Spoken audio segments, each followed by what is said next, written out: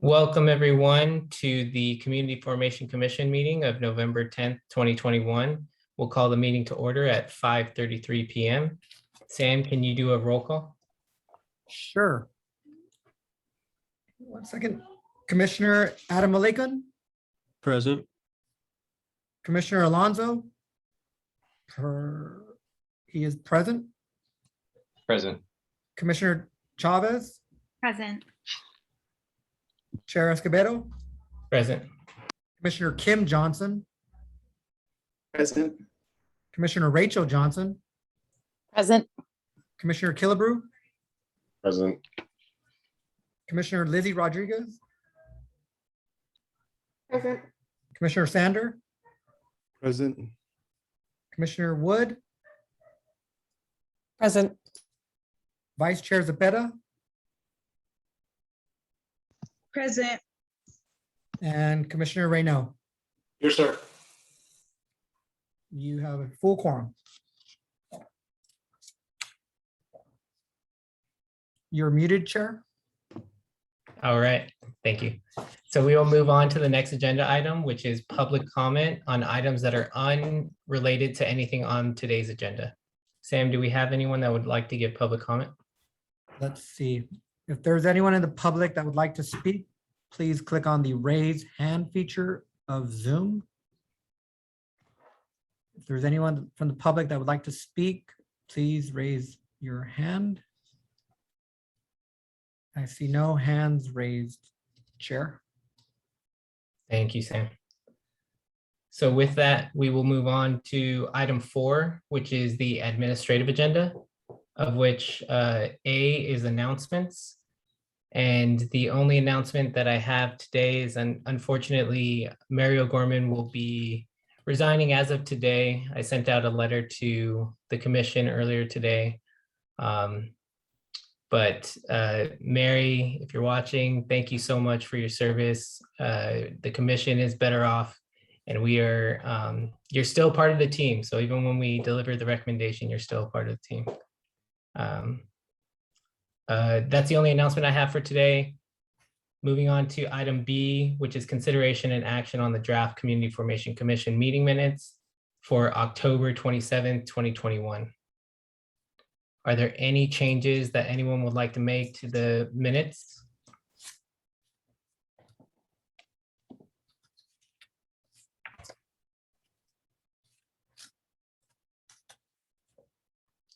I'm not seeing any.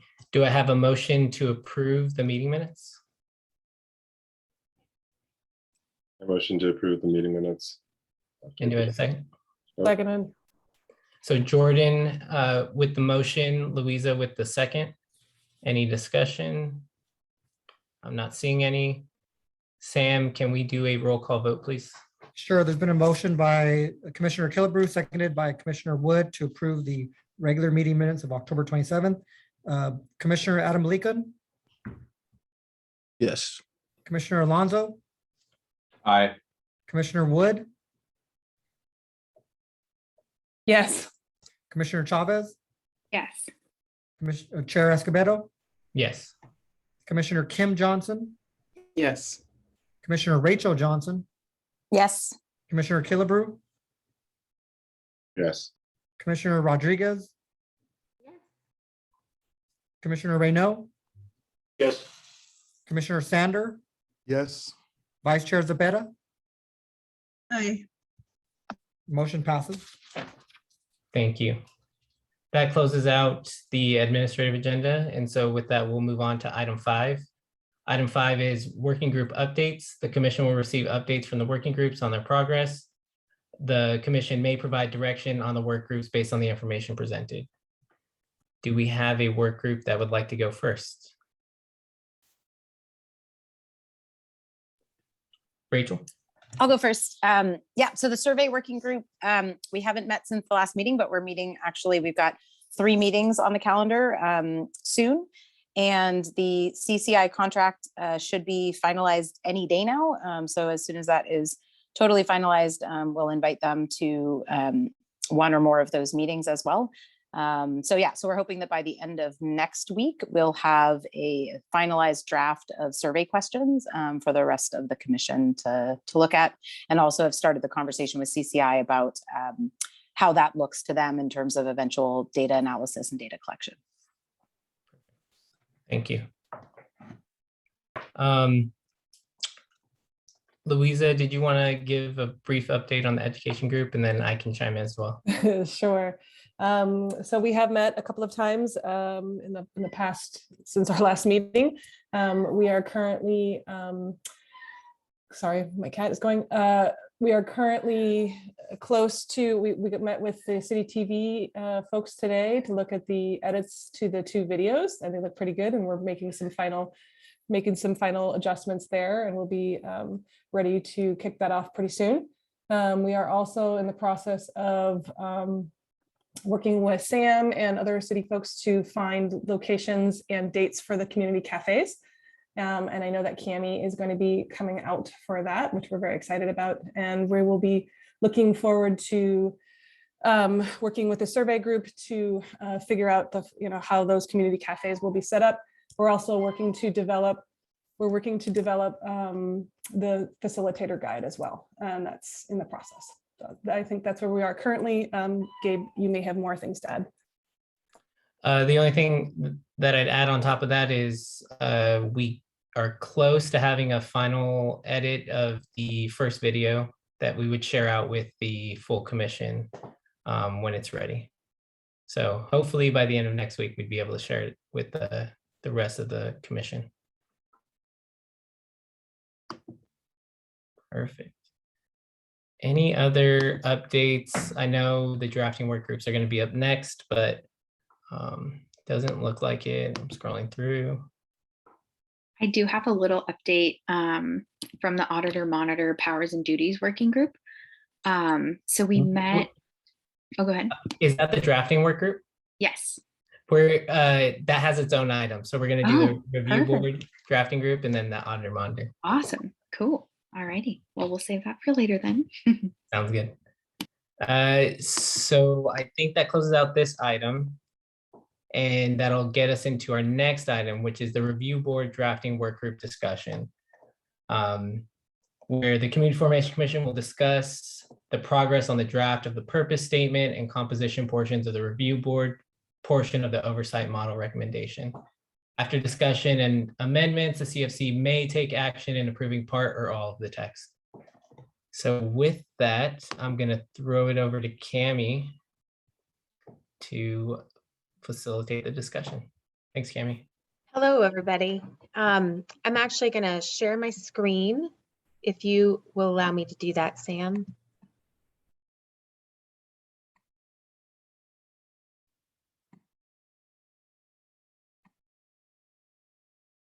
Okay.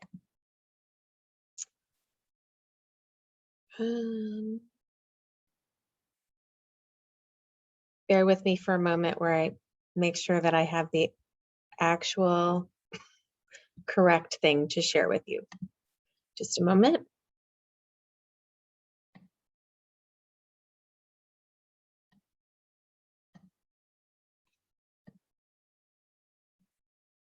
Okay. So starting with the review board draft working group, they made some amazing progress in the last couple of weeks. The first part, just to kind of remind you, I put all of this into the working document. That is where we will put, as we have drafts to present to the full commission, this is where we will continue to put things so that everybody has access to them, can look at them throughout in between meetings to think about things more. And we will try to keep things in there as up to date as possible so that you do have as much time to review it prior to a meeting where we're discussing it. So this first part here, the review element, nothing changed there. That is the original language that we had put in the working document that just kind of frames the review element of this hybrid agency.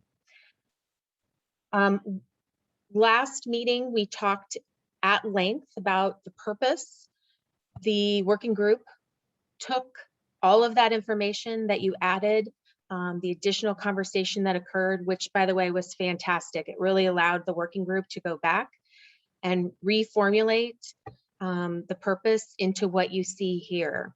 So I see that some of you are in the document, but for those who are not, if you don't mind, I may just go ahead and read it. Well, I guess you can see it on the screen. Sorry, I'm sharing my screen. So I'll give you a moment to read it to refresh your memory. And then I would like to first open it up to see if there's any comments from the working group members themselves about the purpose. And then after that, then we'll open it up for discussion. I'll kick us off if nobody else minds. But as you recall from our last meeting, we gathered a lot more feedback and brainstorming around purpose. I'm really happy with the way that it ended up in this draft.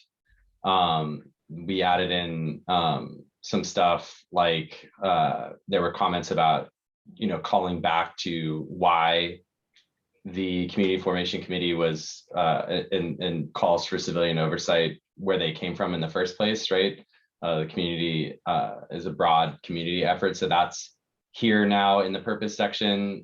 So giving credit to the community members who brought this forward, and then to me it's pretty clear and concise as well on incorporating all of the things that we talked about in the brainstorming session. And I would love to hear any other feedback folks have on the purpose section for the oversight board.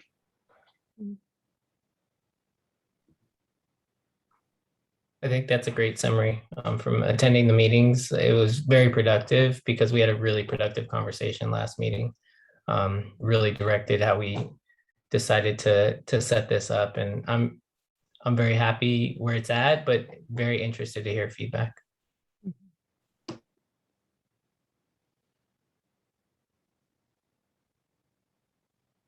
So if there are no other comments from the working group, I would like to open it up to everyone. If anyone has any thoughts, questions.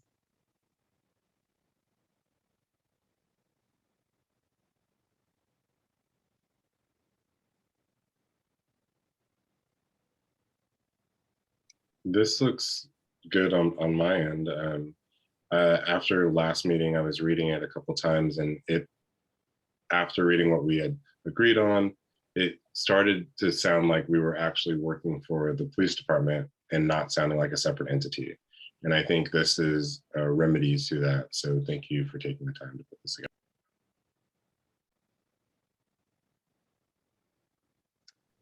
I see the chief. Chief, you have a comment?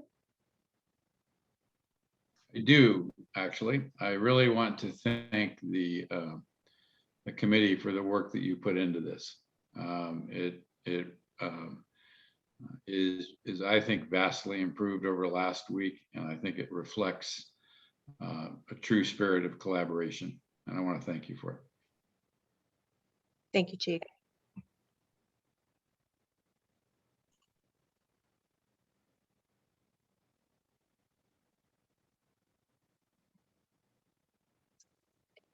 Any other comments?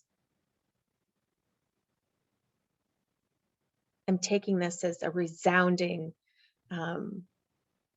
approval of the purpose. So I don't want to necessarily do that until everybody has a moment to gather their thoughts and express. Take it, Cammie. I'm like, take it. I know. Snatch it up. I wonder if, Cammie, this might be a good time that if we have consensus around this purpose, if we can accept a motion to approve this part of the review board draft.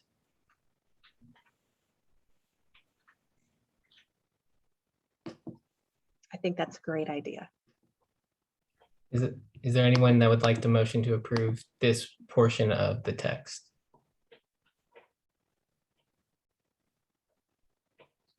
I was on the subcommittee and I would like to bring forward the motion, but I want to make sure for those of you who are not on the subcommittee, after reviewing this, that you would be comfortable bringing that motion forward.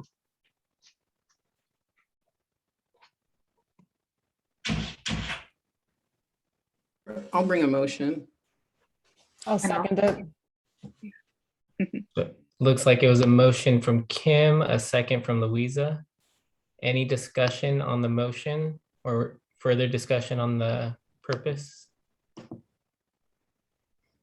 I just want to be clear, Chair and members of the commission, was the motion to accept the draft purpose statement? Correct. Okay. All right, there's been a motion by Commissioner Kim Johnson, seconded by Commissioner Wood to accept the draft purpose statement. Let me take a roll call vote. Okay. Commissioner Adam Malikan, Yes. Commissioner Alonso. Yes. Actually, let me pause right there, Commission. I want to Oh, open it up to public. Public comment. Yes. If there was anyone who'd like to speak on item 6, please raise your hand in the Zoom feature. If there's anybody who'd like to speak on this item, there are no hands raised. So I will continue. I will start all over. Chair, Commissioner Adam Malikan, Yes. Commissioner Alonso, Aye. Commissioner Chavez, Yes. Chair Escobedo, Yes.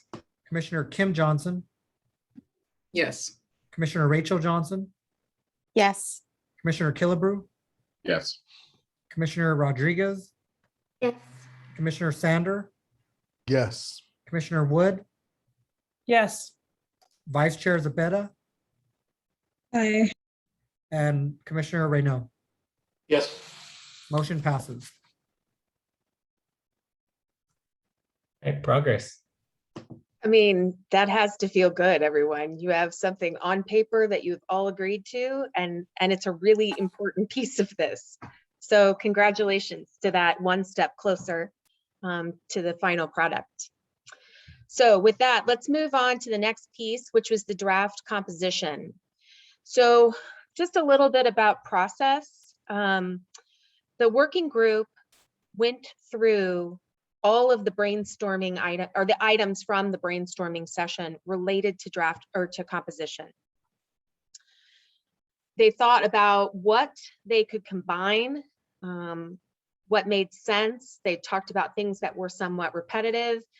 And then there were some things in that brainstorming session, as there were in many of them, that contradicted other items within the same brainstorming session. For instance, you'll see here in a moment, one of those items was the residency requirements. So what we have done and the working group, after having some discussions and kind of thinking which direction to go in for the draft itself, what's happened is that anytime that there is something in here that requires additional discussion from the commission as a whole, or is something that has been included that wasn't originally discussed in the brainstorming session, it has been highlighted in gray. Some of the things that are in here were added because as the drafting process unfolded, it became apparent that there were some things that hadn't been discussed that probably should be. So I'm going to just kind of go through this and really just section by section. I think if we take this off in smaller bits and discuss it, I think it will be easier in the long run. So this first section talks about the board being composed of 7 at-large members and 2 alternates who have the personal and or professional experience that will garner the confidence and trust of the community, including relevant lived experience, demonstrated community standing, and relevant academic research or professional experience. Board members shall be broadly inclusive and reflective of race, ethnicity, age, gender, identity, sexual orientation, ability, economic status, neighborhood, and other communities of interest in the city of Santa Barbara. Youth and those with lived experience with homelessness and or arrest or conviction records shall be encouraged to apply. So I'll just add that age there was a large discussion about the importance of encouraging youth to apply. In the first draft of this draft, age was really the only thing that kind of included that youth piece. But the working group did add in their last session, in that last sentence, youth and those with lived experience with homeless and or arrest or conviction records shall be encouraged to apply. So that they could also, that sentiment that they were encouraged would be in the written document. So I'm going to pause there and see if there are any comments in that first section. Rachel, I see your hand. Yes, I have some doubts that that wonderful list of inclusive diversity could be achieved with the number 7. I definitely was on the much larger number side of the initial discussion of this. And I think the example I used was the diversity of this particular commission. And 13 is good, and we have a lot of that diversity, but we by no means have all of those things listed. And I recognize that it's not, broadly representative of those categories. It doesn't mean every single one of those boxes is going to be ticked, but I don't know. I think that number 7 is too small. Thank you, Rachel. If I can give my rationale for 7 + 2 alternates, it was around the idea of trying to provide stipends large enough for people that if they worked an hourly job, that this would be able to maybe substitute for those hours that they're dedicating to this. And I know one of the possible sticking points is going to be budget. So doing a 13-member commission with larger stipends and family care would possibly be a sticking point. So that was the thought behind it. Definitely open to, personally, I'm definitely open to larger if that's where the commission is. Does anyone else have thoughts about the size of the commission? Thank you, Rachel, for bringing that up. I noted that on my sheet as well, that 7 + 2 seems very small, and I feel at the beginning of this process, I thought 13 + 2 was a big commission, but then after seeing how much work we're actually doing, I'm glad that we had that large of a number so that we can have productive small groups. And looking at what we're brainstorming this commission to do, I don't think that we'll be able to do that with 7 + 2. So I had noted 10 + 2, and then to your point, Gabe, about the stipends, something I had noted later that I thought we could discuss is adding a if requested, because I think there are some members of our community who don't need this type of stipend, and to just offer it to everyone, I think is generous, but maybe not necessary. So maybe, add the, that folks, you don't have to qualify, but just apply for the stipend. Yeah, that's a really, oh, go ahead, Jordan, sorry. That's a great point. The apply for a stipend just seems like another thing that these folks would have to do on top of their work. So if there's a way, like I see what you're saying, Lizzie, and I agree with it, but I just think that's another barrier for somebody to get paid. And that really concerns me for people that are already giving so much of their time. And like an application in order to get paid just sounds weird to me. So I think that's just me just responding without giving a solution. I want to sit with that so that I can also provide a solution, but I just don't want to create another barrier for people to not get paid.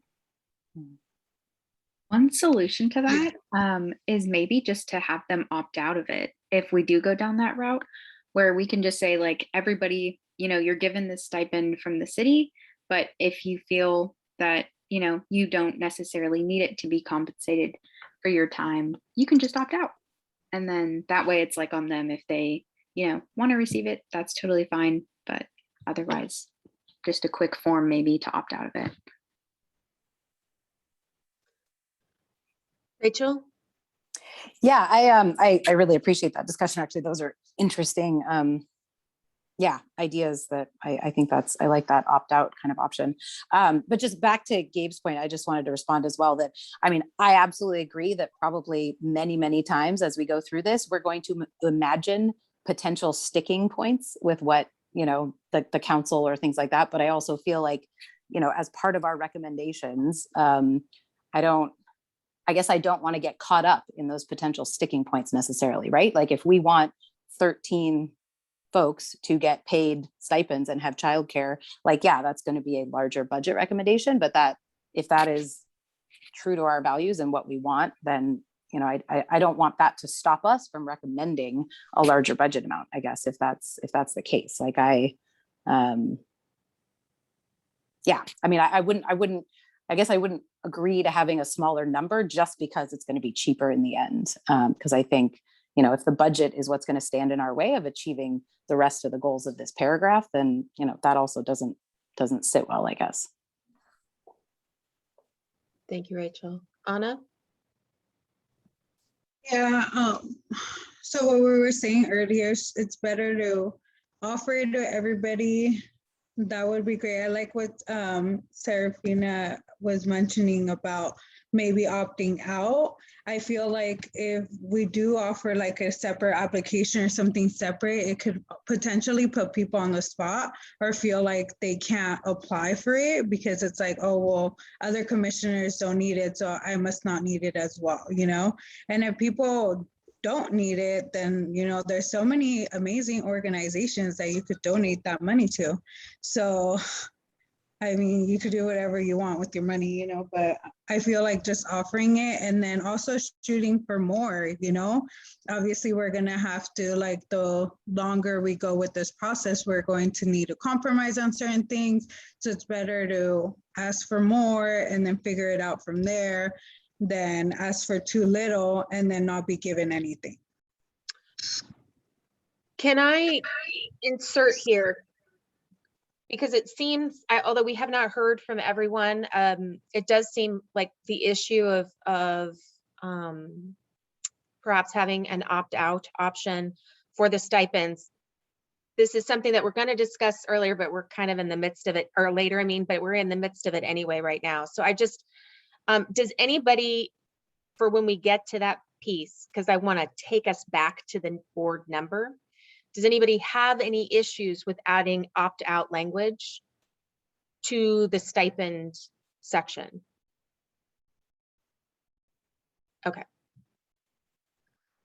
Okay, so I want to refocus us back to the number of board or commission members. I don't know if you can see, but Demo has his hand up. Okay, Demo? Oh, yes, I was just going to say, yeah, during our working draft meeting for this, we anticipated the number would be definitely an issue. So it was kind of just a starting point of discussion. And then also, I think we could also, another reason for the number is like the workload, as was mentioned earlier. So I think it'd be good to look at other groups in different cities and just kind of see how their workload is for their number, just to kind of gauge to make sure that, because cities are different sizes, different like amount of like incidents. So just to make sure that it's comparative to what we anticipate. Thank you, Demo. Rich, do you have something to say as well? Yes, I have a couple of comments. The first is, I hear the argument the input about having a larger board for inclusivity reasons. The one thing that I would actually see as having a smaller kind of review board is that I don't imagine, from my understanding, if we're hiring a review monitor person that's kind of leading this charge, I would hope that most of the work gets done from that person that's getting paid, and that these folks are there for input and to review things, but aren't doing a lot of the work themselves. So I would hope that rather than on our commission that there's 13 people that are broken down into steering committee or different committees doing a lot of the work. I would hope that this is more of a review board that would just be seeing things and making recommendations to it. So I would actually think that a smaller board may be okay for that. But that's just my 2 cents. I did have an issue with age. I understand the argument for including youth. And in our work, we define youth as 18 to 24. And that makes a lot of sense to me, and that's fine. But there was discussion about including minors, and I would just like to voice that I do not think that that's a good idea. I think that having minors and this kind of work would not put us in a good place with a lot of the community, plus of what they could be asked to review could be a little much for them. And so I would like to take that off the table if that wasn't already there. So that's my 2 cents. Thank you. Thank you, Rich. Rachel? Yeah, I want to, I guess I want to make the point in a different way, because I get, Rich, what you're saying in terms of workload. You're right, like that consideration. Hopefully there are paid staff and hired, components of this that would minimize that work. And I still think a larger board is better. So the sort of reframing of that I want to present is just that idea that going back to that purpose statement that we all seemed very all in favor of, increasing transparency, building, fostering trust, the consolidation of power and the consolidation of decision-making numbers is exactly contrary to that, right?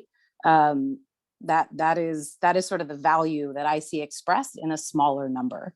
And if it is contrary to our purpose statement, then that's another way of thinking it that I think we should consider, is if there's an internal inconsistency like that, then, that's another reason to look at this number.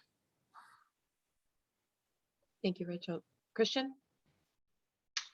I guess I would just make 2 points about the overall number, because it's really important and we do want to be consistent with the purpose, right? So I'm just wondering out loud, like, what would be the appropriate number? Like, I've heard a couple of different things. We proposed 7 here. I heard 10. I think that it should be an odd number to help foster consensus building and to break ties, right? We don't want a situation where there's like a tie. And then additionally, I guess, if we're tying the volume of members to the diversity goals, then why not like a 25-person commission or a 35-person commission? So I would just like, where do we draw the line at like the effectiveness of the committee as it relates to the total number of people on the board? And then just furthermore on that point, I'm wondering with the number of people in we some of the numbers that were talked about were like the consistency of this board specifically, but I will just remind us too that we have a different mission than the oversight board will have. And so I think we should consider that when comparing like the composition of this board to this potential review board, because they will be charged with the actual review and oversight. Whereas we are we're like a recommendation committee and research and outreach. So our missions are slightly different. And I just want that to keep that in mind as we look at and discuss the different numbers. So I'm sorry, do you have a recommendation for numbers, or, I mean, is there something or an opinion that you wanted to give, or? I think it should be an odd number. That would be my recommendation. I'm not opposed to increasing the number of members. I think like at a certain point, having too many members starts to make it an ineffective body, right? You need people to come to consensus or to be able to make meetings and be focused on the work. Okay, Lizzie, you've got a comment? Yes, I'm just wondering if maybe what you all think about the idea of just kind of holding the number until maybe we look at the authorities, powers and duties. And then once we sort of review that and agree to that, we can then choose a number that fits that. Okay. Lizzie, before we act on that, we have one more hand raised. Gabe? Yeah, I just wanted to say Rachel's point is well taken, and I think that this group, along with some other groups, has proven that like around 13 members or 11 members or larger numbers than we're used to on boards and commissions can be effective, and we can have substantive conversations. So I don't think anyone's asking for 25 members, but 13, 11, 9, I mean, it all works. And I think we can, you can build consensus with those numbers. I do agree with the point of having an odd number in case you do get a really tough situation, you have to break a tie. But yeah, I think it's a point well made. And I was the one on the committee that had pointed out 7, and I feel pretty convinced that larger could definitely work. So just wanted to say that. And I'll just interject. Most review boards that we see across the country are 9 and 11. You do see some that are bigger. And when I say 9 or 11, it's those plus any alternates if they have those. I will say that some of those that are a little larger, you do have a lot of benefits to having larger numbers. You know, when you get in the 13s and 15s, you have greater diversity. You have a lot more people to carry the workload. There are some issues though with, for instance, trying to schedule 13 people to do training. Making sure that you always have 13 positions filled. Because when review boards are new, there is no shortage of applicants. But 5 years down the line, even 3 years down the line, you tend to see that fall off unless there's some kind of crisis that occurs, which you hope doesn't occur. So just some things to consider. I think that I don't want us to get stuck on this, but I think that we are moving towards consensus here. I think everybody is on board with making it a larger number. I think that if someone wants to suggest what that number is, so that we have that point to start from, I think that that would be helpful. And this could probably easily be done and we could move on. Serafina, that's your hand up. Thanks. Yeah, so I just did a quick search of Berkeley, Madison, and Denver. And so Berkeley has 9 people on their commission. Denver also has 9. And then Madison, Wisconsin has 11 people. But so just from looking at those, we've used those for writing examples, and I've looked at their documents a lot in writing our own stuff. But so I feel comfortable referring to those cities. So if it's okay, I would like to suggest 9 people with 2 alternates. We could even do 3 alternates if we want as well. Like you said, Kami, I mean, people definitely do fall off after a few years. So yeah. And Louisa, I saw you starting to say something as well. I was going to suggest 11 with 2 alternates because it's a happy medium. It's a medium between the 2, especially since Madison has 11.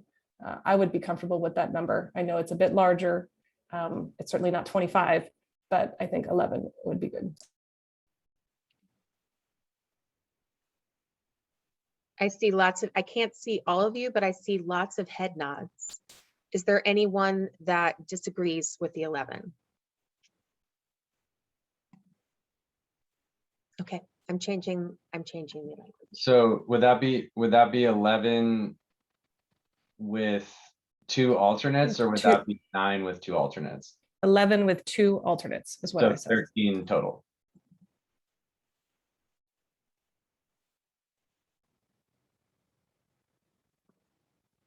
Okay.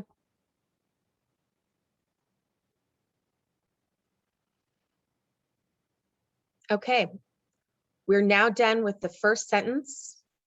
But I think that was a really important piece, and I think that it will also help you probably frame the discussion of the powers and duties as we get further down.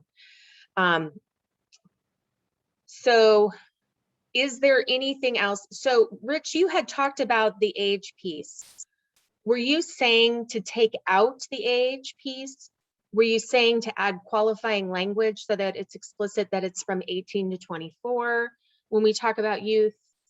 Yeah, I think I would like to add explicit language that youth is 18 to 24. Okay.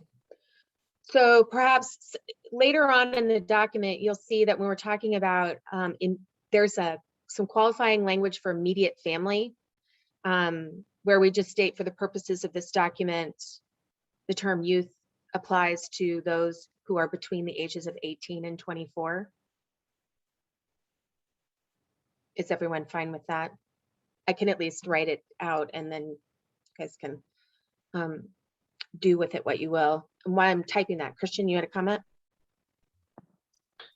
Yeah, I think that the reason for including youth is because youth are affected by policing. As a matter of fact, like youth of color often are like more impacted by policing than like white adults.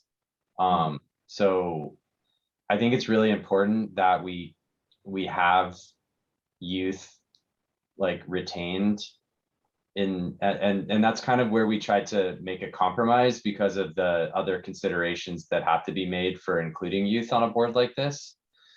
And so I think minors should be included, but that's why we added the language about how they will be encouraged to apply, right?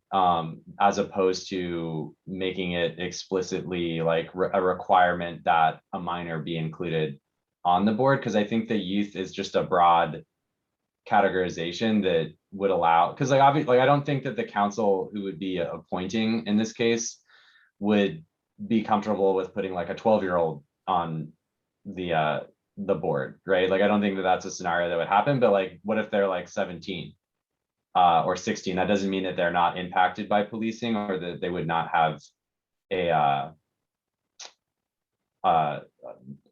make an impact on a board like this. Thank you, Christian. Demo? Yes, just to add to what Christian said, the reason we made it like an encouragement, like he said, was just in addition, we think that, or at least I thought that there could be situations, you know, like kids have different maturities, levels of maturity. So there could be just to give the opportunity for those that are more mature and those that are impacted to have the opportunity. We're not saying you have to have somebody on the board, but you know, it's a case-by-case basis. And every once in a while you have an exceptional younger person who maybe has some personal motivations and is just more mature than, you know, his or her age group. So just that we felt that was a neutral way to do it, just to not rule anybody out who might bring something of value and also might be more mature. Thank you. Rachel, I see your hand up. Yeah, I mean, this is definitely something I feel like I'm not exactly sure where I want to land, but I just want to underscore my understanding of what Rich presented was that whatever we end up doing here, I mean, right, the safety of folks who end up on this oversight body is a value that we've talked about. It's something that we need to consider. And that, you know, that I just don't want that to get lost, I guess, in like the rationale, because I think, yes, we all understand that youth of color are disproportionately impacted by policing. I don't think that's not what we're debating. But I think the security and the appropriateness on a commission, I think, is a different that's a different conversation. I think that's what Rich was trying to bring up. Rich, sorry, I don't want to speak for you. Correct me if I'm wrong, but I do think that is a valuable thing for us to consider, so that if we end up not specifying ages, that we have something somewhere that speaks to that kind of whatever provisions, I guess. Yeah, we might need to put in to ensure that that's a safe environment for the folks that would end up being on it. Thank you, Rich. Rachel, thank you. You said it a lot more eloquently than I did. I am concerned just about what is appropriate for minors, but I'm also just taking legality into account, as I believe John Doimus mentioned when we first discussed this, that there hasn't been a city commission with minors on it, and that could bring other legal repercussions about what that can look like. So I don't know if an attorney is here. I would love to hear a little bit more about that. But I'm imagining that most of these complaints are going to be attitudinal. And if they're attitudinal, I have a hard time understanding that minors would be especially gifted. I don't see what gift they would bring to something. I don't see the difference between 17 and 18, other than at 18 is when we as a society have said, like, you are now considered an adult and therefore can make your own decisions. I think like adding that kind of language could definitely put us on shaky ground with legality, but also just exposing people to things that I don't think that we would like them exposed to. But also, like I said, I don't know if attitudinal complaints are necessarily the best for a minor to be reviewing. But Just for the commission, members of the commission, we do have City Attorney Ariel Colon present if needed. Thank you, Sam. Demo? I mean, in a sense, you could argue these kids are exposed to it anyways in the media and the world we read in. So I would say I think a lot of young people are seeing and are aware of what's going on. That's just my input on that. Anna? Just real quick, maybe we can like table this for another time, or maybe this is a conversation that we can ask like in the community cafes, if any youth come, like how they would feel about it. Just my opinion. Thank you, Anna. Serafina? I think that's a really interesting point, and I hadn't considered that. I would be definitely interested to hear what more of the community has to say. But I also am thinking too, like, this is a completely voluntary commission. Nobody is forcing, youth to be on this in that way. So it's like, we could, as part of like an education thing, like say, like, you will be reviewing things that, may trigger trauma responses. These things they may be heavy.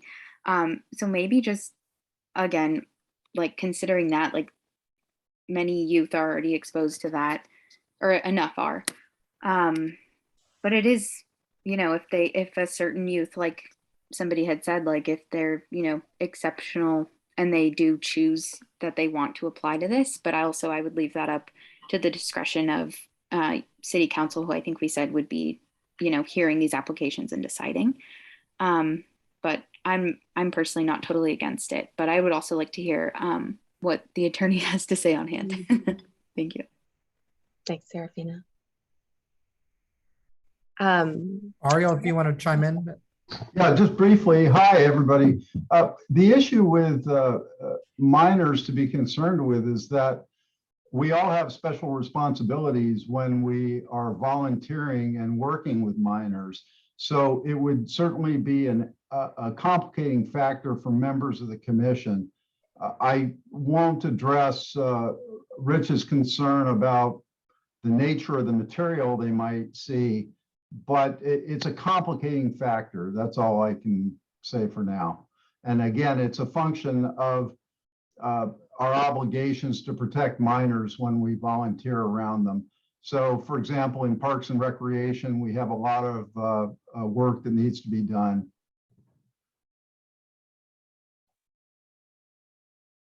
Thank you for that. Christian?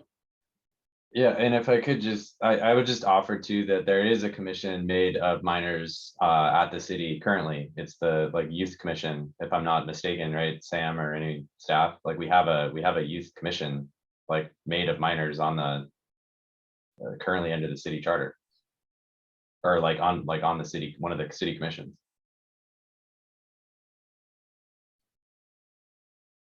So just, I'm sorry, was someone going to speak? I was going to say the Santa Barbara Youth Council, high school students. Thank you, Mayor. Yeah, there's 15 members that must be between the ages of 13 and 19 for this, the Santa Barbara Youth Council.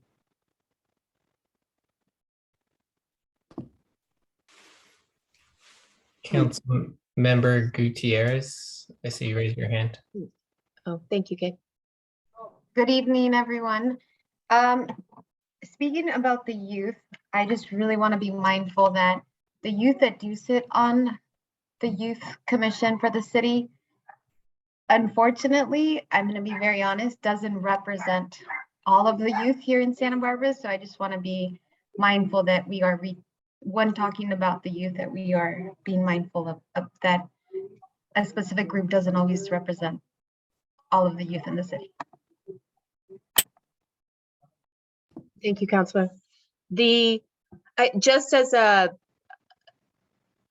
kind of a function of oversight, how we look at it across the country, youth are often encouraged to be a part of the process.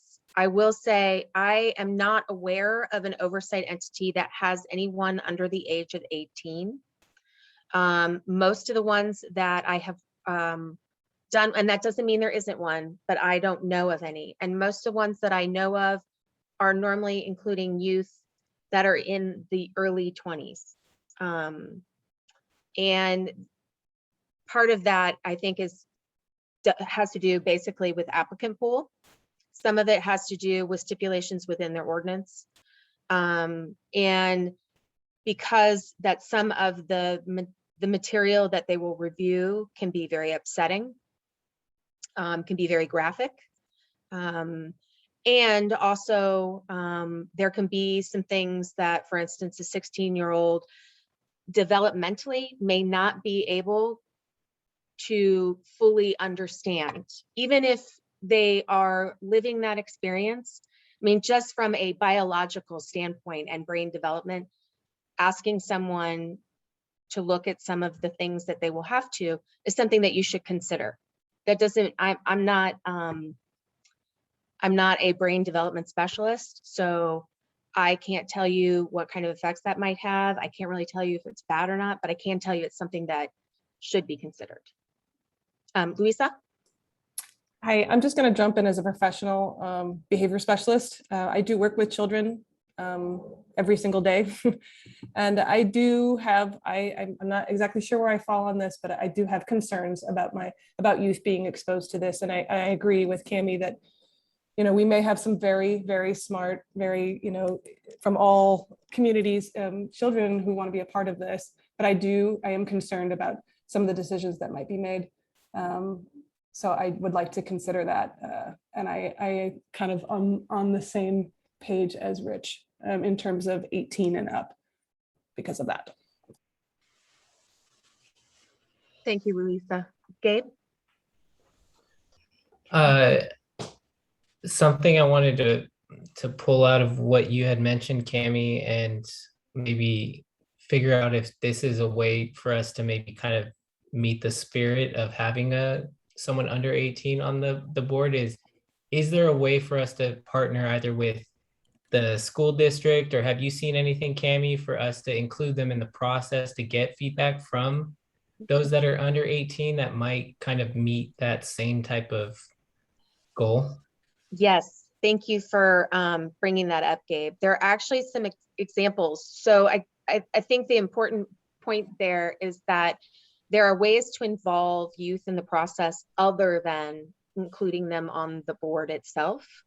There are cities that have amazing programs that the oversight entity leads. Like there's one in Denver, that has, it's called Kids and Cops. And not only do they work to bring children, young adults together with law enforcement, but they also spend a lot of time teaching law enforcement about brain development so that they better understand youth. They spend a lot of time teaching youth about policies and procedures of law enforcement, their constitutional rights. And then they also spend a lot of time with parents of youth. And they bring all of those people together at different points in the program. There's also a great program in New York City that's run by their Civilian Complaint Review Board that brings youth along. So they might have 12-year-olds in the program, but then those 12-year-olds, I think I described it in the last time I talked about it, it's almost like a Montessori program for youth and law enforcement, where you have kids who come in and learn at the very beginning, who then become mentors to other children in the process. So there are so many programs out there led by civilian oversight entities that then allow youth to be part of the process, give lots of points for input, but then don't necessarily have them on the review board itself. So Cami, if I could jump in, Kim, I know you put in the chat that you can't find the raise hand function. I wanted to give you an opportunity. Thank you, Gabe. Thanks. Yeah, I use Zoom. For some reason, my screen doesn't have that activated. But yeah, just wanted to wholeheartedly support the idea of 18 and over. Myself also having volunteered and worked with folks who formerly incarcerated in gangs, etc. I know the reality of re-traumatizing people is real, and sort of the tools that a lot of adults have to be able to absorb and understand and work through exposure to certain types of information are not necessarily held by a lot of youth. So, you know, just sort of the idea of having a teenager be exposed to some materials and then everybody go home at the end of the day, and this youth has to sit with this, that's something that concerns me. And if there is no follow-up or, you know, no additional support for this youth, I think we would be doing them a disservice. So I think to avoid any of that, we just keep it at 18. And as Cami was saying, find other ways to involve youth voices in the work that the commission is going to do. Thank you for that, Kim. Rich, I see that your hand's up. Yes. So again, like I am concerned. I appreciate the conversation. There's a couple points. I do think that there's other ways that we can involve minors, and that's something that we can consider. I'm having trouble. I'm hearing a lot of understanding of why it could be hurtful or dangerous for youth to experience or be re-traumatized by this. I don't get a lot of the positive sides of, and I would really like to hear from any of the commission. What does a 16-year-old or 17-year-old bring that an 18-year-old doesn't to this kind of work? Like, I know that we're valuing different perspectives, but I don't understand what a high school student brings specifically to weigh in on a review board that someone over the age of 18 doesn't. I understand that they get policed as well, but I don't think that that's enough of a reason for them to been reviewing the police. So if anyone can enlighten me on that, I would be willing to reconsider where I stand. But right now, I really see no reason to put any sort of minor in harm's way. Thank you, Rich. Rachel? Yeah, thank you.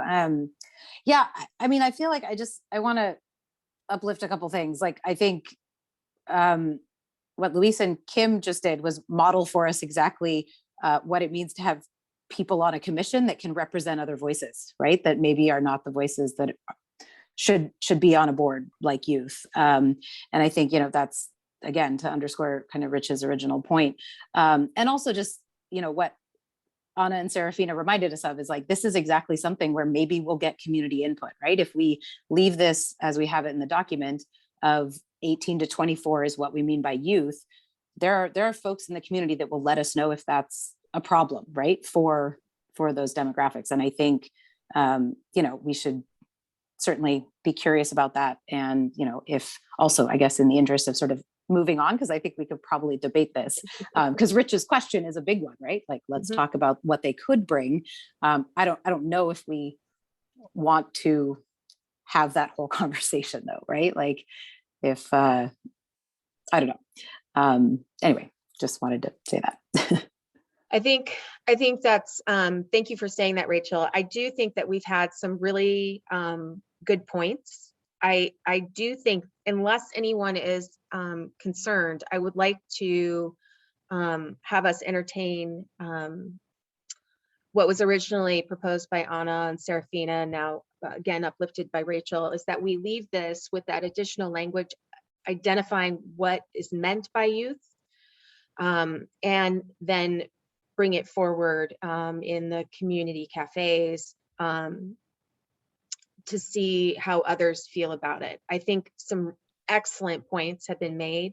I think if we talked about it a little bit more, I feel like that the opinion is shifting towards 18 and over. I mean, that's what I'm hearing from the most recent comments, but if anyone does not agree with moving forward, leaving this language that we've added in and for now, and then with the option to change it after more input from the community cafes. Okay, hearing no opposition, we are going to move on to the next little section here. Stakeholders should consider involving relevant local civic organizations and community groups in the appointment process so as to leverage their expertise, outreach, and representation of cross sections of the community.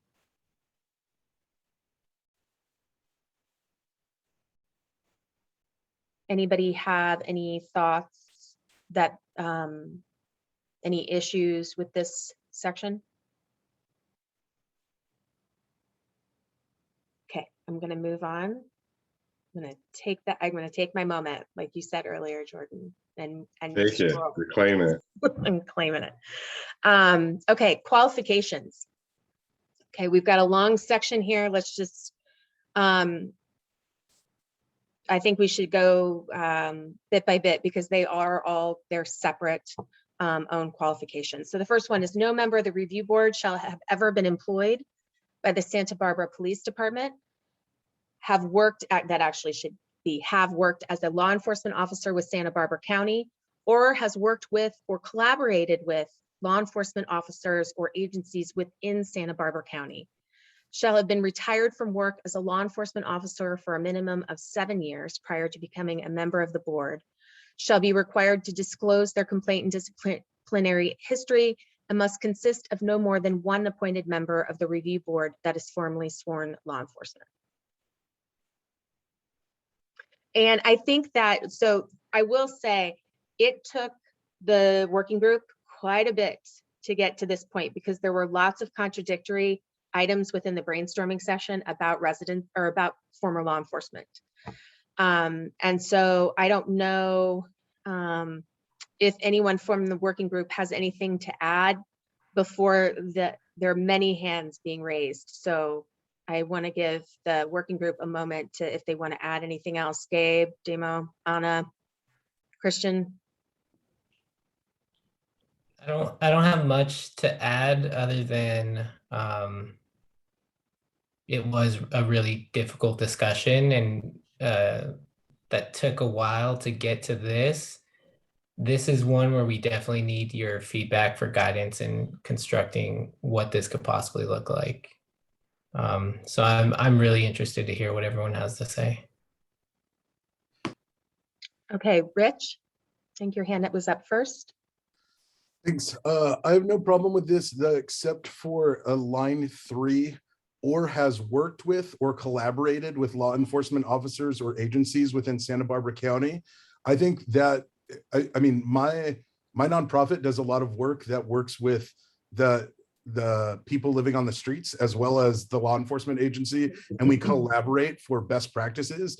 To think that people that are doing good collaborative work in the community to be not a part of this, I think puts us at odds with law enforcement. And I don't think that's the spirit of the oversight body. I think that it should be a collaborative effort. Understood. I think that you have also pointed out that the language in here is not clear, because members of the working group, correct me if I'm wrong, the actual intent of this was any law enforcement member who's collaborated with law enforcement within Santa Barbara County. So the issue was, there was a long conversation about, do we exclude all law enforcement from the state of California? Well, that's a lot of people to exclude. The other piece was, well, California Highway Patrol. They interact with or do work in Santa Barbara County. So is that law enforcement, member of law enforcement who's been retired, is that person eligible to serve on the board? So that's, I think I hear your point, and I think the collaboration piece is very important, but I don't think that that sentence thoroughly reflects the intention of the working group either, after what you've said, Rich. If I could just chime in really quick, Cami, that was the intention. So it's not like law enforcement that has collaborated with other groups in Santa Barbara County. It's law enforcement that collaborated with other law enforcement entities within Santa Barbara County, because you're talking about like jurisdictions, right? So like you have the potential for, you know, someone that works for like the Ventura Police, or like the example that we talked about was like the training facility for the Santa Barbara Police Department is located in Ventura.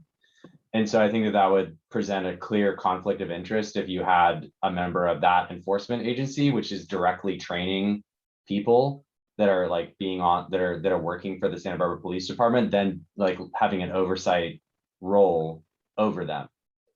So that was meant to compromise on, instead of blanket prohibiting like any law enforcement in the state of California, to limiting it to law enforcement that has a relationship with Santa Barbara Police Department, specifically the jurisdiction that we're looking to oversee. Thanks, Christian. Rachel? Yeah, thank you. That does help clarify a little bit that all of these things are referring to law enforcement exceptions.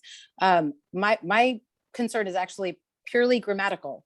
No member is the main subject there. So after each semicolon, that would be no member shall have been retired for a minimum of 7. So I think that should be no member shall have been retired for fewer than 7 years. And then the next one, no member shall be required to disclose their complaint.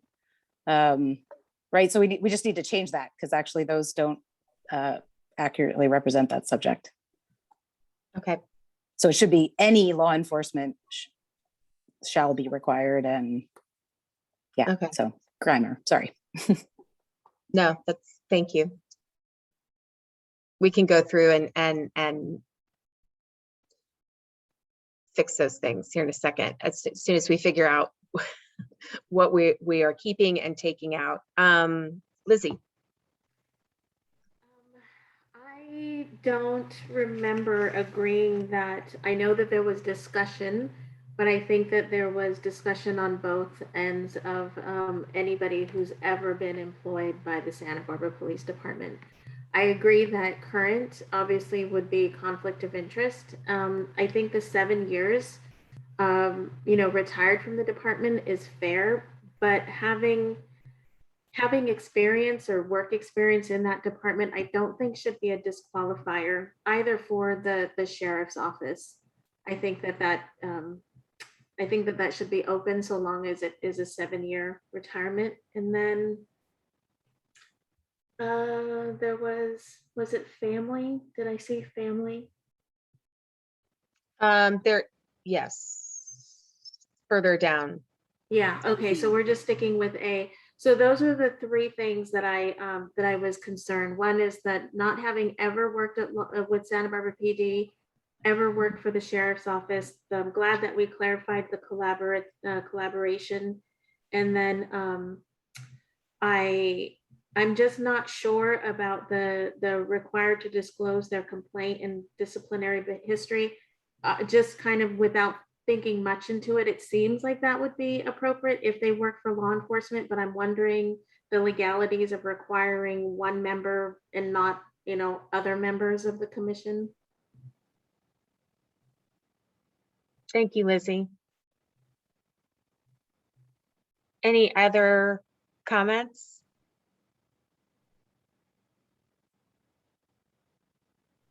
Rachel?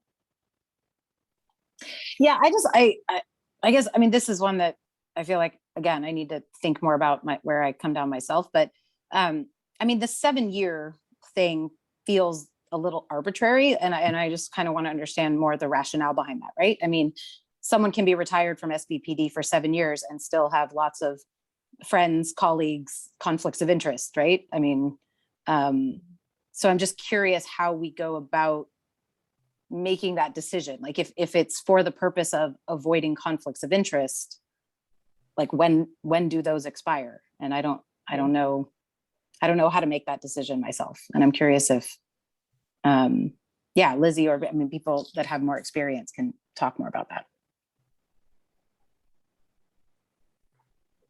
Well, when it comes to conflict of interest, if you're gonna, if you know the person that you're investigating their case, you have to recuse yourself. You sign an oath of moral and ethical oath that you will recuse yourself when you are personally connected to that, whatever it is on whatever commission. So I would imagine that the council will appoint people who demonstrate their ability to be honest and fair and will recuse themselves when they are investigating someone that they know. And with a large enough commission, you should be able to do that easily. So Rachel, I will say that if we're looking at civilian oversight entities across the country, the number is kind of arbitrary. There are 5s, there are 7s, there's 10s, there's never, can never have been a member of law enforcement. And so 7 is kind of if you have that buffer period, and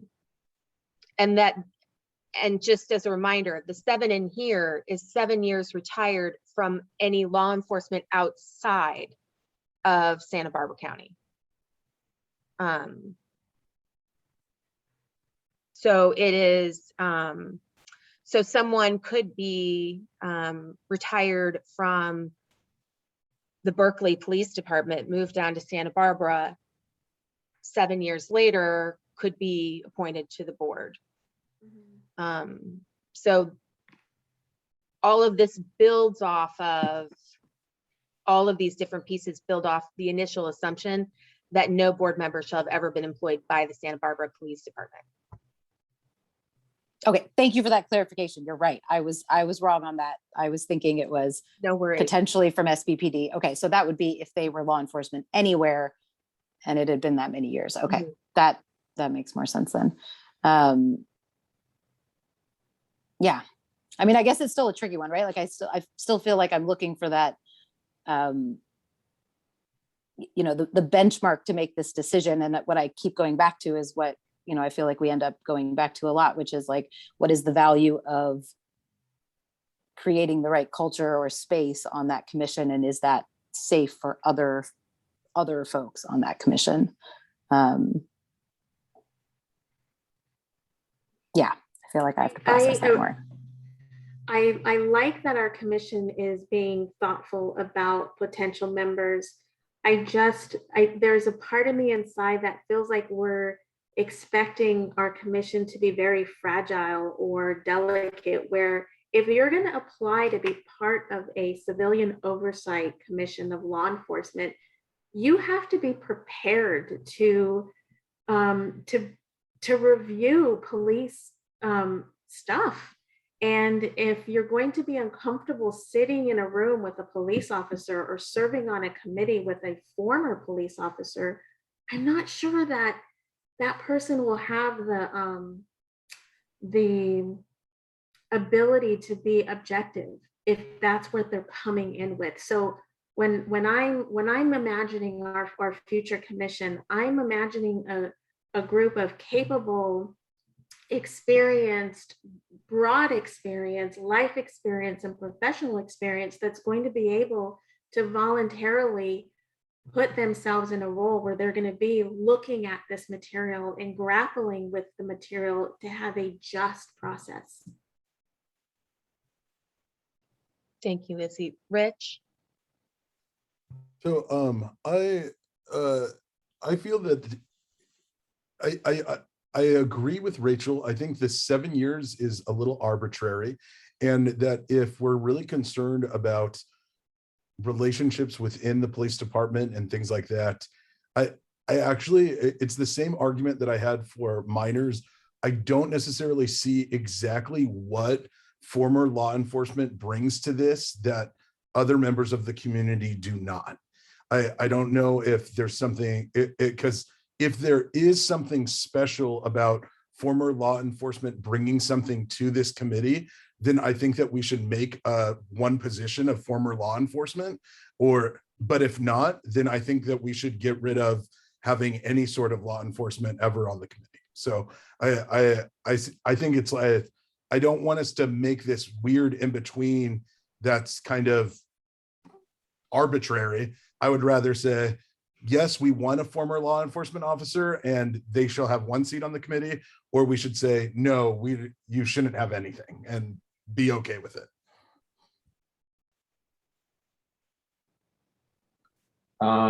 These are all really interesting points, and I'm grateful for the discussion because this is kind of similar to how it played out in the subcommittee as well, right? Because like my question was, Madison, Wisconsin says no law enforcement in the entire state of Wisconsin. So my question was like, why not be more expansive, right? I think like we're certainly a different state. We're a much larger state than Wisconsin. So it's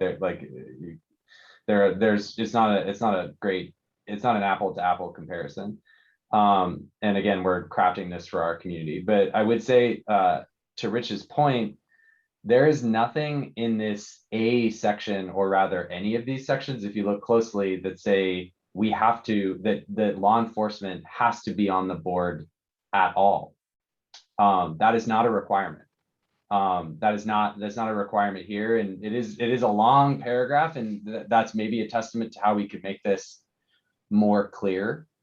But there's no requirement whatsoever that law enforcement has to be involved on the board. It's first and foremost, if law enforcement applies to be on the board, what does that look like to maintain a sense of independence, right, of the enforcement body being overseen, and make sure that there's no appearance of impropriety, right, and fairness. So that's why like this section is here, is to say if law enforcement applies, these are the specific conditions under which they can serve on the board, and no more than one seat.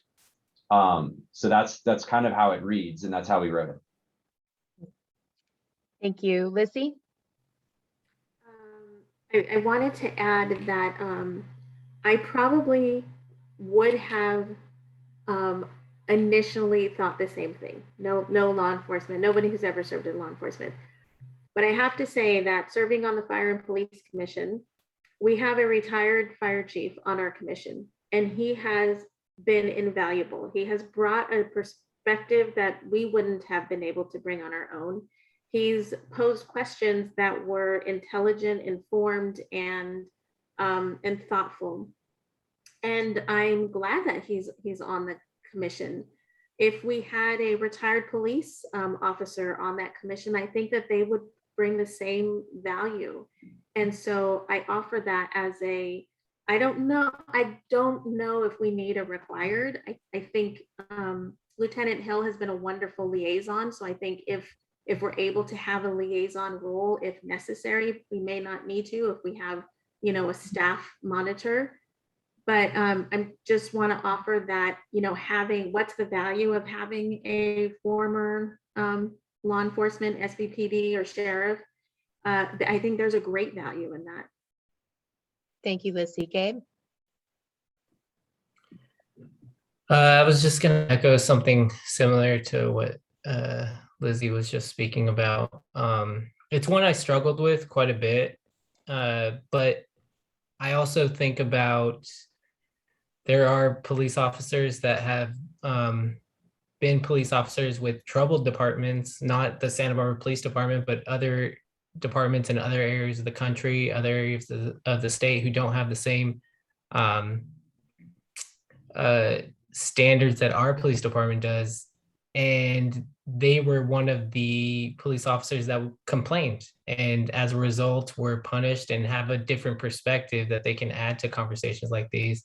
I think for me, I wouldn't want to preclude them from participating on a board like this. I think it's a unique perspective. My only position is that I would certainly want to cap the number of seats that, and I think I feel very comfortable with one. There are plenty of other points in the process where the Santa Barbara Police Department gets input. And so I feel comfortable with capping it at one, but I think it does offer value for all the reasons that Lizzie stated, and for a couple more that I added, that I feel comfortable with having someone with the former law enforcement that's not a part of the Santa Barbara Police Department or former Santa Barbara Police Department being a part of this to add context and add some valuable information. Thank you, Gabe. Rachel? Yeah, I mean, yeah, I'm still really conflicted on my own personal opinion of this, but I mean, I really appreciated this discussion. I think I absolutely agree with, you know, yeah, if it remains, there has to be a cap. And I think one is that cap. You know, Rich's question again, I think is really compelling, is like, what value do we think it would bring? And I think Lizzie laid out that really well. And so I think maybe similar to what we did with youth is like, here's something that, you know, if that's the consensus, we leave this in, let's hear what the response is to something like this. And I think let's learning more is what we should always be looking toward. And then I think in the larger, kind of just looking at this whole section, C and D should be A and B. Why are we even starting with the, what if a police officer applies? A board member shall demonstrate a commitment to transparency, fairness, and justice. That should be the first thing under qualifications. D, it should probably be the second thing, right? All the other things we're talking about. And then, yeah, I think our stipulations about law enforcement should be at the end of this section. Okay. Thanks, Rachel. Dima? Yeah, good point, Rachel. I just wanted to add to what Rachel noted about just, leaving these issues as far as minors and police officers to the community. I personally think that just on a visceral level, having a member of law enforcement on there will get a lot of buy-in, because people kind of evaluate those things on that level of I know it's kind of superficial, but I do think that there is some sort of buy-in of having those constituencies on there. But then again, I could be wrong. So, maybe just let's see what the community thinks and try to value their input in the process. Thank you. Jordan? Yeah. Thank you, Rachel, for so eloquently stating that. And thank you, everybody, for this robust discussion. I definitely agree with moving C and D up. But at the end of the day, I think the qualifications and who decides is on this board is City Council. It's to their discretion. And so I agree with the guidelines, but I also feel like it also depends on what City Council decides for me and who they appoint. for me, this is something that I continue to go back and forth with, and I feel like there will be so much police presence involved, in my opinion, so that it's easy to get their opinions, like get folks' opinions from the police department. So I'm not, I think let's ask the community, but I think there's no way that this oversight committee is not going to have access to the police department and to ask them questions. So that's just kind of where I'm at with what is the holdup on this, because they're going to be in the room. They're going to be able to share their opinions, and so that's just what I want to throw out there. Thank you, Jordan. Serafina. Yeah, I just wanted to say that I'm definitely in a very similar space, I guess, with what Jordan said, and also the question that Rich had posed of, law enforcement will still have a voice. There still will be public comment. We have a separate section of our ordinance that talks about outreach and education, and I'm sure this review board will be closely working with them, with law enforcement. So I just want to stress, like, they will have a voice similar to other stakeholders. But I also want to go back to our purpose, and just to remind us of that this review board is supposed to be independent. It's supposed to be completely independent, run by civilians. It's called civilian oversight. So I just want to remind us of that, is it still going to be, completely independent and is just and impartial and fair if there are members of actually we said there could be no more than one, if there is one member of law enforcement on that. And I do want to acknowledge, like, they do have a very, valuable perspective. This is their job. But also I do want to stress the importance of, this is civilian oversight that's supposed to be independent. And I would definitely, want to hear more of what the community has to say. But I'm definitely, again, in a similar space where I'm going back and forth, but I think I'm leaning towards, I may not want to have law enforcement on this, just due to the fact that it is supposed to be more independent and impartial. Okay, let's, Rich, I see your hand up.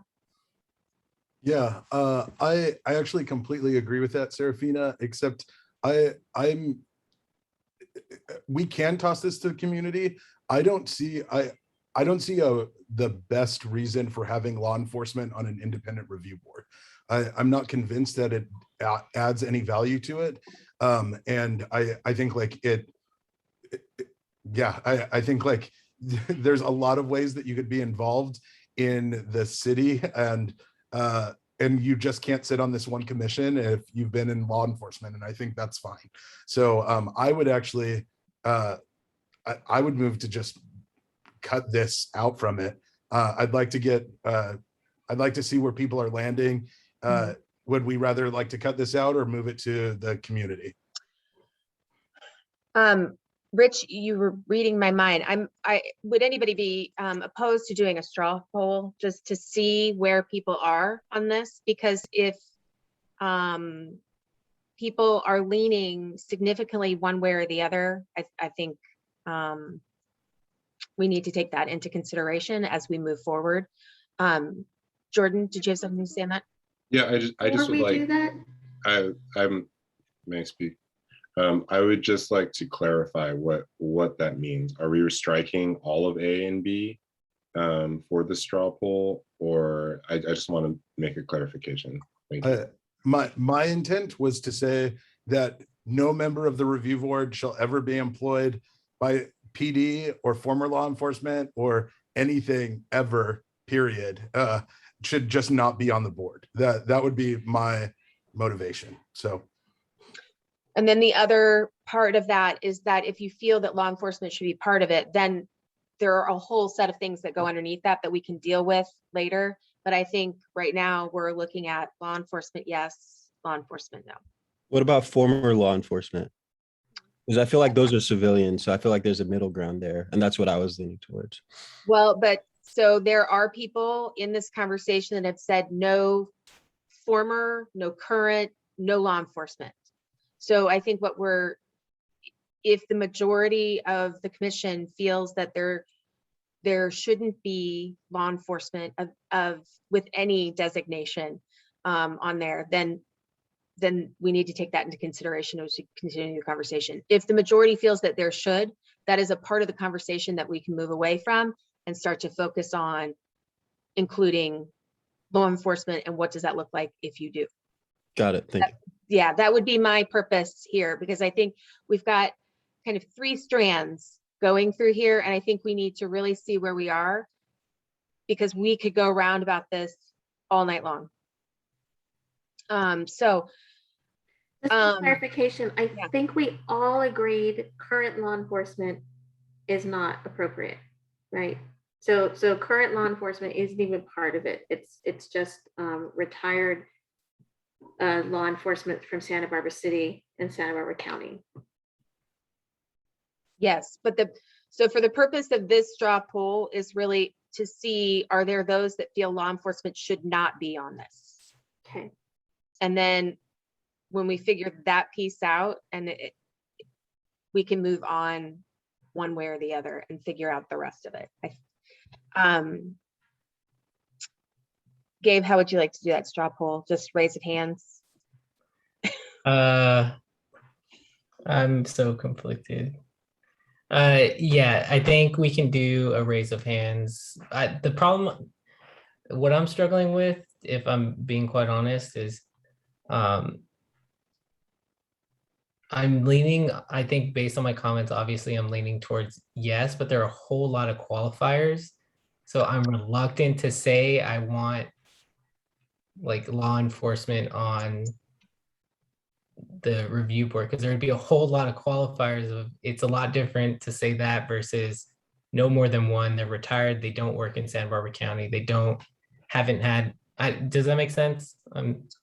It does. I think that really what the question is that I don't think, and correct me if I'm wrong, I don't think anyone here thinks that there won't be a lot of qualifiers if there is law enforcement on the review board. I haven't heard anyone who disagreed with the no more than one. And there is some conversation still to be had around whether they're former SPPD allowed, former, like what the former applies to. But I do think there are those that feel that there should be no law enforcement. I think we need to either keep going down that road, or if the majority of this commission feels that there should be law enforcement, regardless of qualifiers at this point, we need to either go one way or the other. So I think here. Yeah, I think you're right. I just wanted to voice that concern that I had. And it's a valid one. Cami, if I could just really quick, I don't recall reading an example as we did this of an ordinance that blanket banned the inclusion of former law enforcement. Most of them read like this, where they were qualifiers. Do you have some examples of ordinance that? There are oversight entities all over the country who have blanket bans. There are just as many who have law enforcement, former law enforcement with qualifiers. There are some who have current law enforcement in an advisory capacity that are ex officio members of the board. So it runs the gamut. I will say the ex officio members of the board isn't as common, particularly newer oversight entities, but it still exists. So in regards to procedure, Cami, I think your idea is a good one, is raise your hand. The raise hand function would be a good way for us to get a straw poll from the commission. Great. Thank you. Okay, so all of those who feel that there should not be law enforcement on the review board, please signify by raising your hands.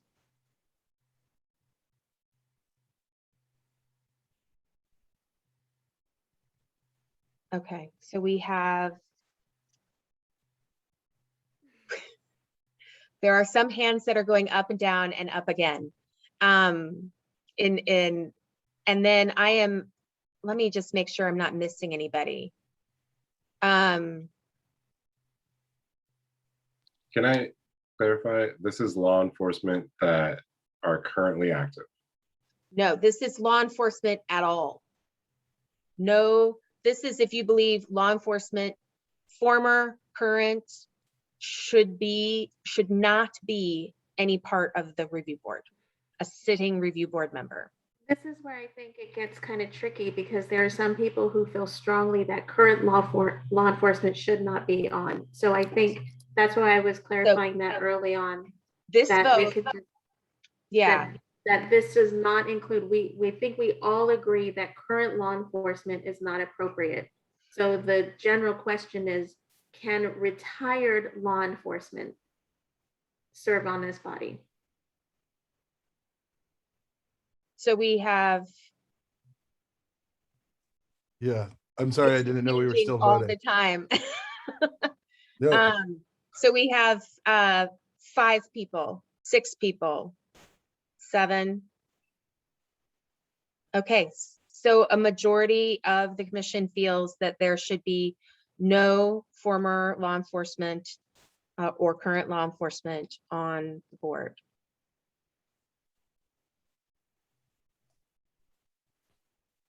Louisa, I just have to say I'm really conflicted about this because I believe in lived experience and I believe that there is value to having, I mean, we have Louis Renault on our board right now, right? I believe that there is value to that. But I also understand and hear Serafina's opinion that this is an independent review board. And in order for us to be truly independent, we may not need to have, it may be better to not have law enforcement on here. So I am deeply conflicted about this, but I am going to lean to say no to law enforcement on this so that we are truly independent. But my heart, and then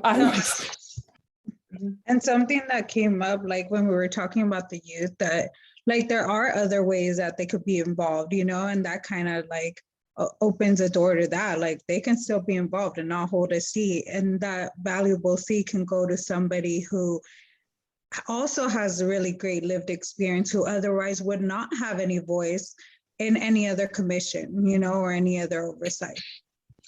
And I will say, much like, I'm sorry, Rachel, I just want to interject this. There are lots of other ways, just like you said, Anna. Some of that could be that there's a liaison that is appointed. There are some cities where they've developed mediation programs and they've done that in collaboration with the police department. So that there are many ways that they can work together, even if there is no law enforcement presence on the board itself, but that there is a commitment to working with and collaborating with law enforcement and community. Yeah, I mean, similarly, I was just wanted to say with, you know, not that my conflict was completely resolved, but thinking through, right, how valuable it is that, yes, we've had Lieutenant Hill, we have Chief Malekian, we have had lots of access to law enforcement for input, and that's been very valuable to the work that we've done. And, you know, Demo brought up earlier the idea that having law enforcement presence would help with buy-in, but I think having someone from not the Santa Barbara Police Department, like, right, someone from outside wouldn't really help with that buy-in, right? The buy-in and bringing along law enforcement communities is going to be the work of the commission, like anyway, right? Like that work is going to have to be done with SBPD, not with other law enforcement. So, right, I feel like that, you know, even if we allowed some presence of law enforcement, I don't really know if I'm convinced it would help with that kind of buy-in and building that trust between the oversight body and the police department, that's going to be really tough, intentional work regardless. So I feel like that's what kind of solidified where I came down on that. Jordan?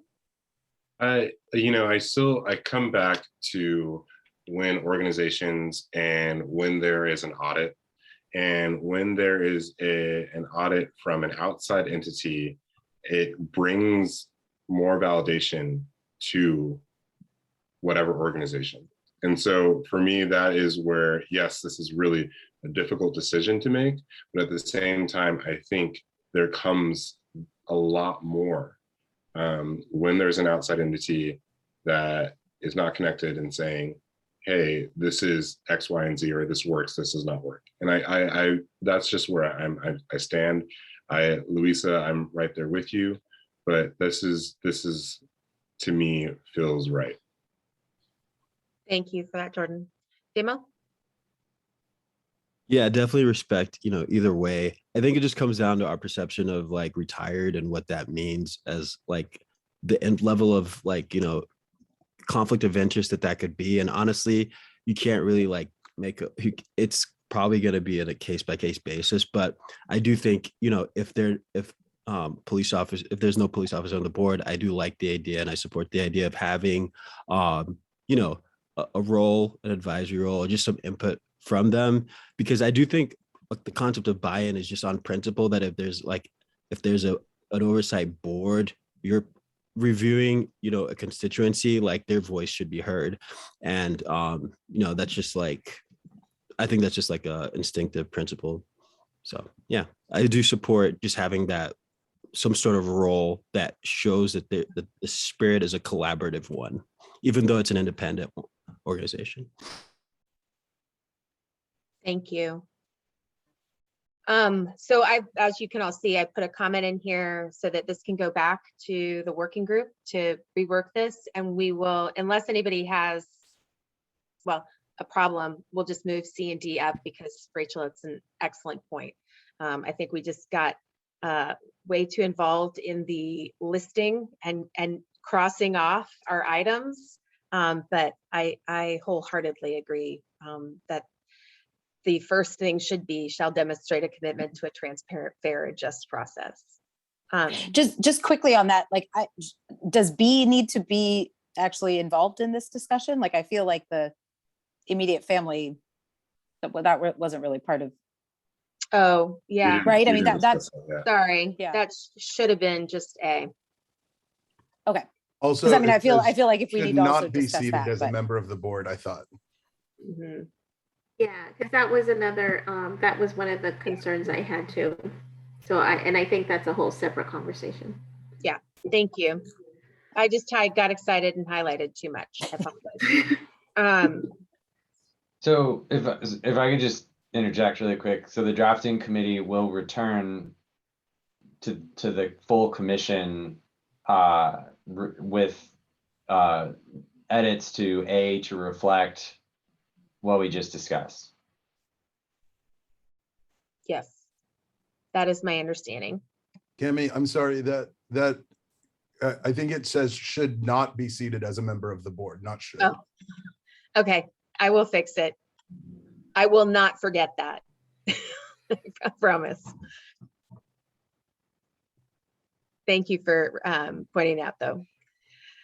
So let's just do a time check. It's we're about an hour and 45 minutes in.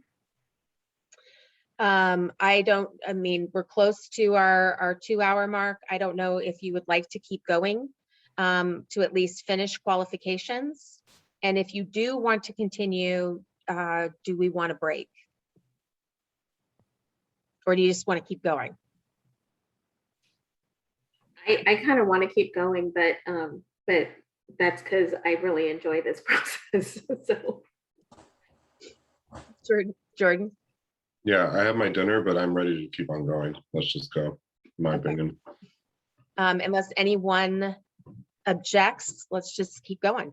Okay, so B is, well, currently B, we'll move it. No member of the review board shall be an immediate family member of a current or former SPBD employee. For the purposes of this ordinance, immediate family refers to an individual's spouse or designated family, registered partner, or an individual's relative by marriage, lineal descent, or adoption.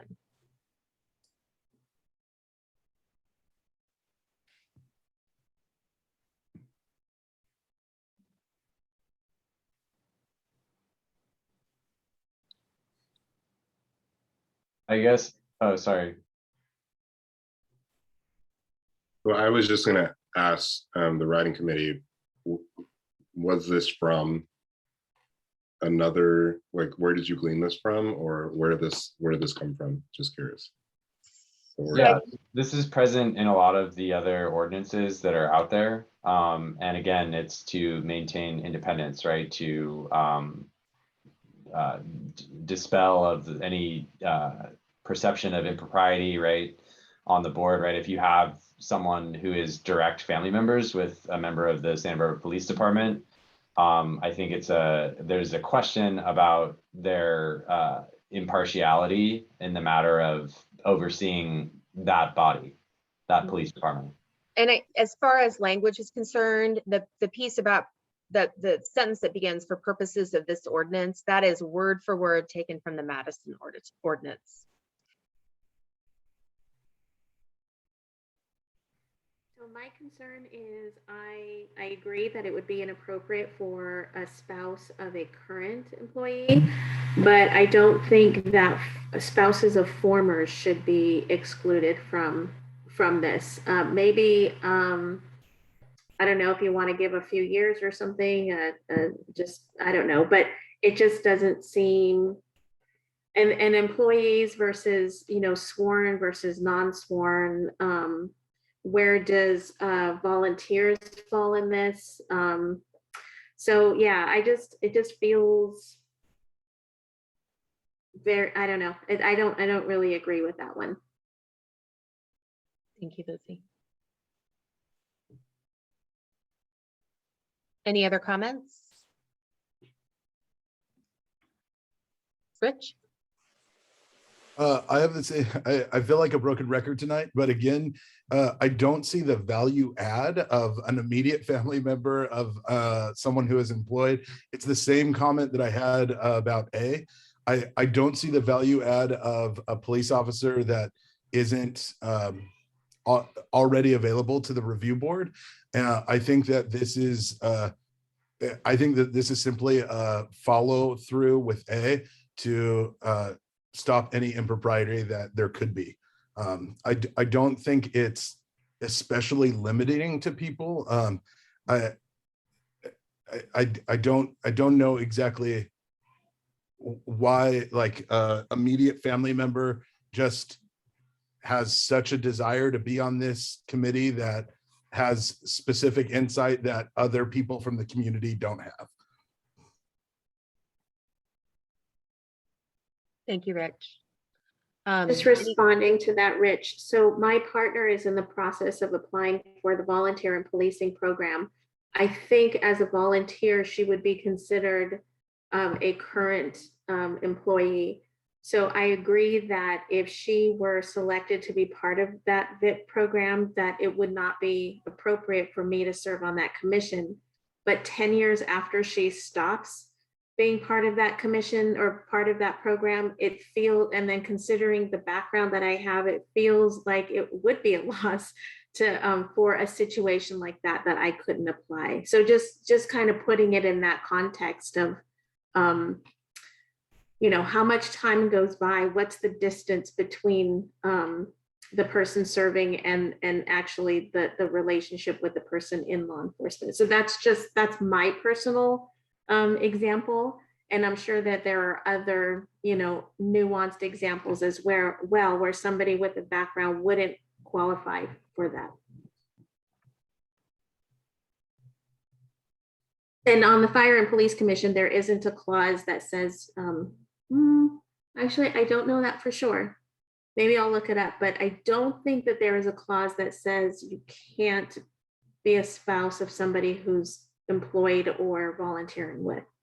So Lizzie, just so I can reiterate, you are just suggesting that we strike former, the two Yes. words "or former" from this paragraph.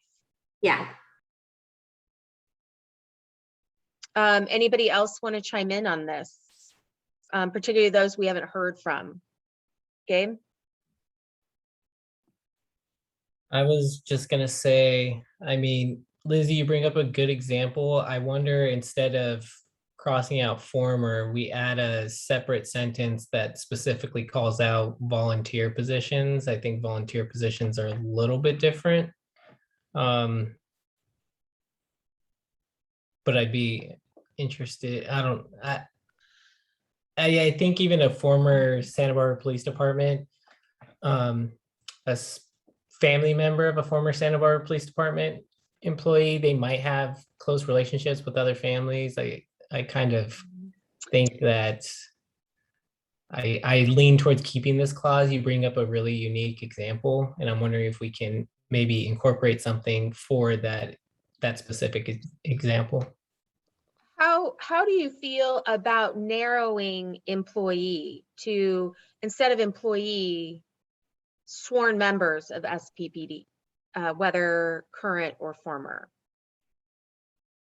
Because there are ordinances that it is all employees. There are some ordinances where it is only sworn. So, I mean, you wouldn't be out of the realm of possibility either way. But I just want to throw that out as another consideration, if that makes people feel more comfortable. Yeah, I mean, it's so complicated because, you know, I want to assume best intentions, but I also want to protect for, you know, just not goodwill.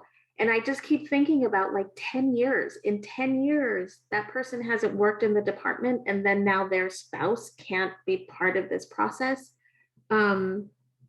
And I have to say that I have more contact with law enforcement in my current role as a restorative practitioner, as a fire and police commissioner, and as the Community Formation Commission.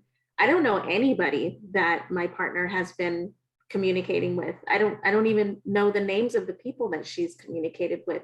So you know, I have more relationship, I guess, more contact outside of that entity. And so there's that. But I don't know. I just keep thinking about, like, you know, 10 years, how much time is appropriate to have that gap.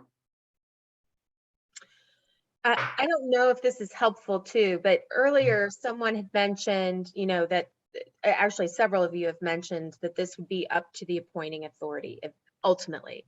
But I do think that it's important to remember that these recommendations are, in essence, guide rails for when the ordinance is eventually written, and then eventually you appoint board members to this board. So I think that it is important for you all to consider not necessarily all of the details about the number of years, although that is important. But one of the more important pieces at this point is whether or not you want sworn versus or all employees. Do you want any, you know, Rich has mentioned, is there any value add in anyone that is an immediate family member of law enforcement? Like, those are the bigger issues that need to be decided, and you can fill in some of those other issues later. But I do think that there's some bigger issues right now that you do need to kind of really focus in on. Rich? So I think we could offer a lot of anecdotal kind of responses to, like, I mean, I have a friend that is the son of a police officer who is extremely anti-police. The point is, like, I wouldn't especially want him on this commission because of his relationship with the police either. Like, I don't see the value add of anyone that is that closely tied with the police force for an independent review committee. And I understand that there may be exceptions, and I'm sorry if those exceptions exist, but I also feel like, yeah, there's some things that you just can't be a part of, and that's okay. Like, I don't necessarily think that we're extremely, like, I don't think we're making a huge disservice to ourselves to say that family members of current or former SPD employees are not allowed in this group. Again, if the idea that 10 years later somebody can change their mind or have different opinions or not have, I don't know why we're looking at exceptions to the rule and not just saying this would be a best practice and move on. Thank you, Rich. Kim? I found the hand raise feature. Thank you. Um, yeah, in regard to this, when it says, it gives like the definition of immediate family member or immediate family. It says, refers to an individual's spouse.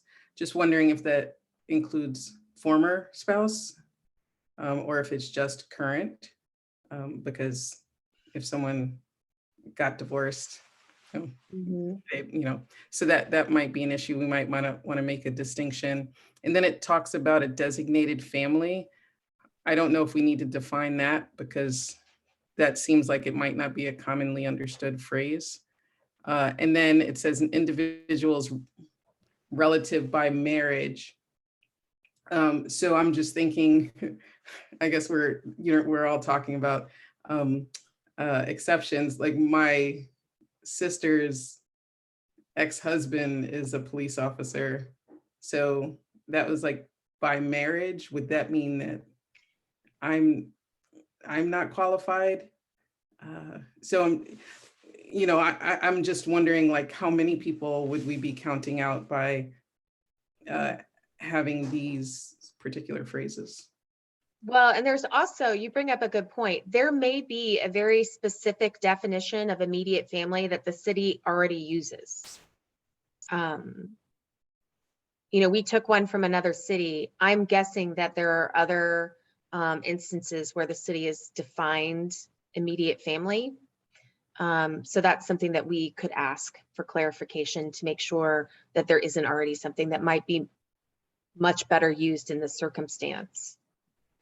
Oh, and one other follow-up question. In practice, how is this determined? Like, does someone have to respond and reveal any conflicts of interest, like as they're applying to be on the commission? Yeah, often there's part of a questionnaire. If there are any specific disqualifiers, they're asked to certify that none of them apply to them. And then there's also, chances are if they're an immediate relative of a sworn SPD officer, someone's going to notice that when they're going through the appointment process. But the first step is to have them certify that they meet all of the qualifications, or conversely, none of the disqualifiers apply to them. Thanks. Serafina? I just wanted to say, I think I'm with Rich on this one. We kind of set precedent, it feels like, with our previous decision that we wanted this to be completely independent. So I feel like that would exclude immediate family members. But I am also open to your point, Cami, and also Lizzie's point of maybe defining SB, like employee, better.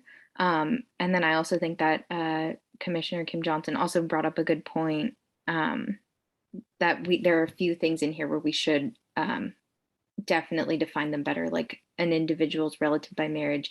So I think if we can maybe either use what the city already has, but I think I'm leaning towards what Rich said of just, we said this before, but we want it to be more independent as much as it can be. Thank you, Serafina. Christian? I would love for the city attorney to speak on what they put in the chat, because I also was reviewing the city charter on an unrelated thing recently, and I saw this part of nepotism. So I'm wondering if this is already covered by the city charter, right? Because the charter supersedes any ordinance. And so I'm wondering, is this already covered by the charter? And would the police department count as you can see in the chat under the section on nepotism, would it count as employed by the city government? I'll go ahead if you'd like me to. Certainly, police officers are employed by the city government. This charter section is trying to prevent corruption by way of hiring your family for money. So it's a guideline. it's a pretty wide sweep, as you can see from the definition. It goes as far as first cousins. So that may be overreaching based on what I'm hearing you discuss thus far, but that's what's in the charter. It wouldn't be binding in this context, though. You say it wouldn't be binding, but I'm wondering, because we are like providing a stipend, or we are proposing a stipend or compensation, if it would then fall under the city charter section on nepotism. That's a really good question. I don't know. I'd have to examine it more closely. I'm sorry, I can't answer that off the top. I think a stipend is really more akin to a reimbursement than a paid position.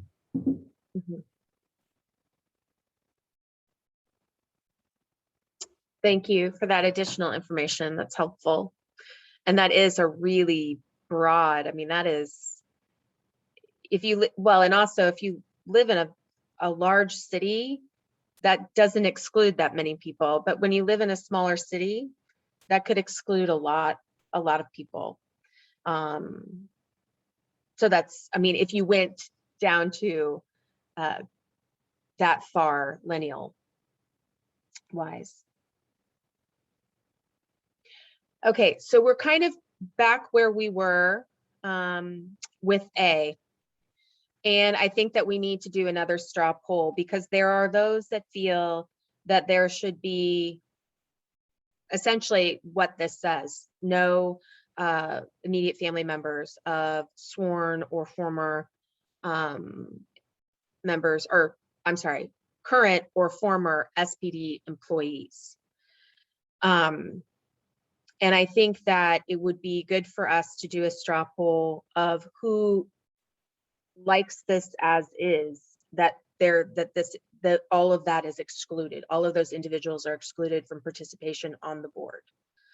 And then the opposite of that would look like, if you don't agree with this, then there is room to do some wordsmithing still. But I think we need to know who agrees that this should be left as is, and that no immediate family members should be included.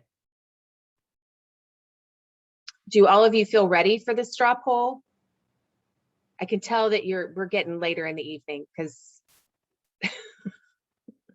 okay, so all those who feel that this should stand as is, that there should be no inclusion, please raise your hand.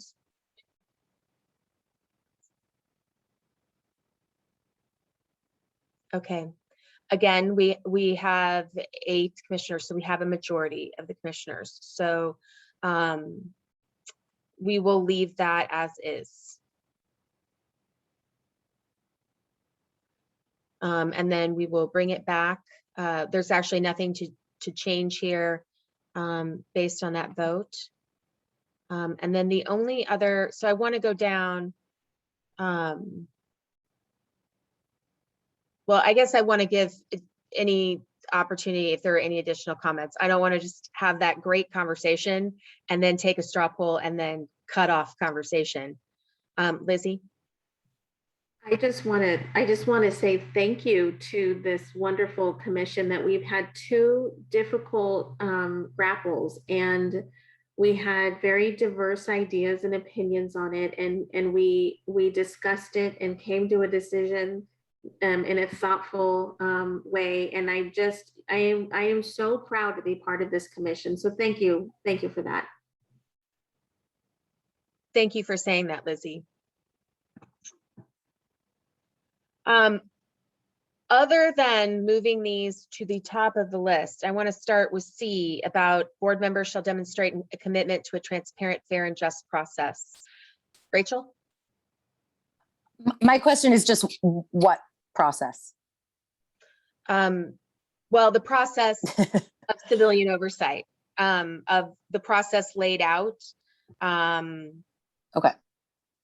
For the, I just feel like I want a little bit more qualification, right? Like process of forming an oversight body, process of, yeah. So I mean, maybe process of just that, like the police oversight laid out in this ordinance or something. Mm-hmm.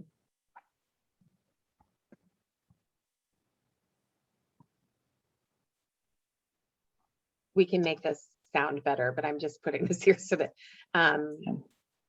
put forth in this in these recommendations. Okay, anything else? Or is there any, I should have asked before I added that language, giving it a qualifier. Did anything else about C that people would like to add? Okay, let's move on to D. And this is about residency. And I will say that this was, there was this conversation, this dominated conversation as well in the working group, because there were several different options that were within the brainstorming session itself. So this is where the working group finally fell. So members of the review board shall reside and or work in the city of Santa Barbara at the time of appointment. Then we added this language because one of the things that was not discussed by the full commission was how do you address housing mobility issues. So however, recognizing that some residents may experience high housing mobility and as a result may move their residency or work outside city boundaries during their term for housing or financial reasons. Board members who do so may remain on the board for the duration of their term, provided that they still reside in Santa Barbara County, but may not be reappointed if they reside and or work outside the city of Santa Barbara.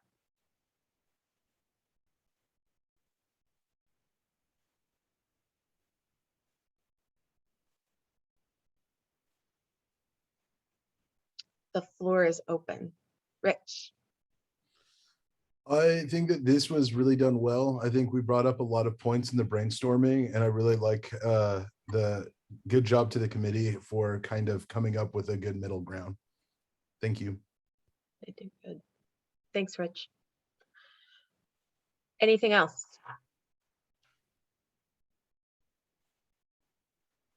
Lizzie? I think I'm a little confused that, so members are supposed to live or work in the city, but then if they move for financial reasons, they can serve their full term. But if they don't live in this, if they don't work in the city, so let's say they live in Ventura, they work in Ventura, but they still, I don't see how the justification for them serving the rest of their term if they have 2 years left, because they're no longer living or working in the city. So I think that if that maybe like having something like within, I don't know, 20 miles of I don't know, it just seems odd to me that somebody who doesn't live nor work in the city is going to serve on this very specific city board. Thank you, Lizzie. Serafina? I also had a clarifying question. So it says you can either reside in or work in the city of Santa Barbara. Yeah. So even if you move outside of the city, but you still work in the city, then you can still be on it. Is that correct? Correct. Okay. That's the intention of this. Yes. Rachel? Yeah, I definitely, I mean, I like that and/or. Serafina, like I'm one of those people, I live in unincorporated county land, so I'm not actually city of Santa Barbara, but I work in the city of Santa Barbara. I'm right about a block away, I guess, from the border. But yeah, I mean, back to Lizzie's point, I mean, I think that's really interesting, right? I feel like if there is some kind of mobility, either job or residence, like should one still be, instead of and/or, should the or like still be a requirement? Because I mean, I think that's an interesting point. There's plenty of people I work with at the college that live in Ventura, right? They live in Ventura, they work at the college. So, you know, if they were to get a job in Ventura, yeah, I don't know. I mean, I'm kind of coming down on that same side, which is like, why would they serve out potentially many more years of a term? Well, and is there precedent for like, is that something that's from other ordinances, like other cities? And there is, so the second sentence is not an and/or, it is move their residency or work outside. So that's, I mean, semantics. I understand the point that Lizzie's making, and it's important to consider but I think the original intention well, I don't know, I'll let the working group speak to that if their intention was different than how I'm reading it. And it does expand it to the county. So actually our Ventura example is Ventura. If both were in Ventura, it wouldn't actually, but I guess, yeah, like somebody who lives in Santa Maria, works in Santa Barbara, but then gets a job in Santa Maria, they would still be able to because the residence is still in the county, right? This is city residents work. Right, or but the last bit says, provided they Ah. still reside in Santa Barbara County. Yes, that's true. Rich, you want to add to the conversation? Yeah, I think that this is going to be left up to the individual. I think like just because they move outside, I think we could be doing a disservice to ourselves if they immediately have to resign, mainly just for number of reasons. If they'd like to stay on the review board until the next appointment process, I don't see why we would limit them, because they were already chosen to be on the board. I don't think that moving essentially disqualifies you for any reason. If they do resign, we have alternates, but I don't know if we necessarily need to then kick you off if you have like some sort of emergency and need to move. Thank you, Rich. Christian? Yeah, I think the intent was to capture those cases and also to speak to some of the other concerns that folks have, like if you move to Oklahoma for some reason, right? I bet like mostly this is to take into account that we do live in a county with less than, or in a city with less than 1% vacancy rate, and housing insecurity is like pretty high in this community. And so this is to make sure that you know, folks are covered by that if they wish to continue to serve. There are probably lots of circumstances or where if you moved like far away, you would no longer be able to commit to doing the work of the commission, in which case you would resign or whatever, but just to give people the opportunity, like Rich said, if they want to continue to serve, to do so until the next reappointment process. Thank you, Christian. Kim? On that point about unincorporated Santa Barbara communities, I'm wondering, are those people allowed in this? Because I'm in unincorporated and my job is in Goleta. So would I be able to sit?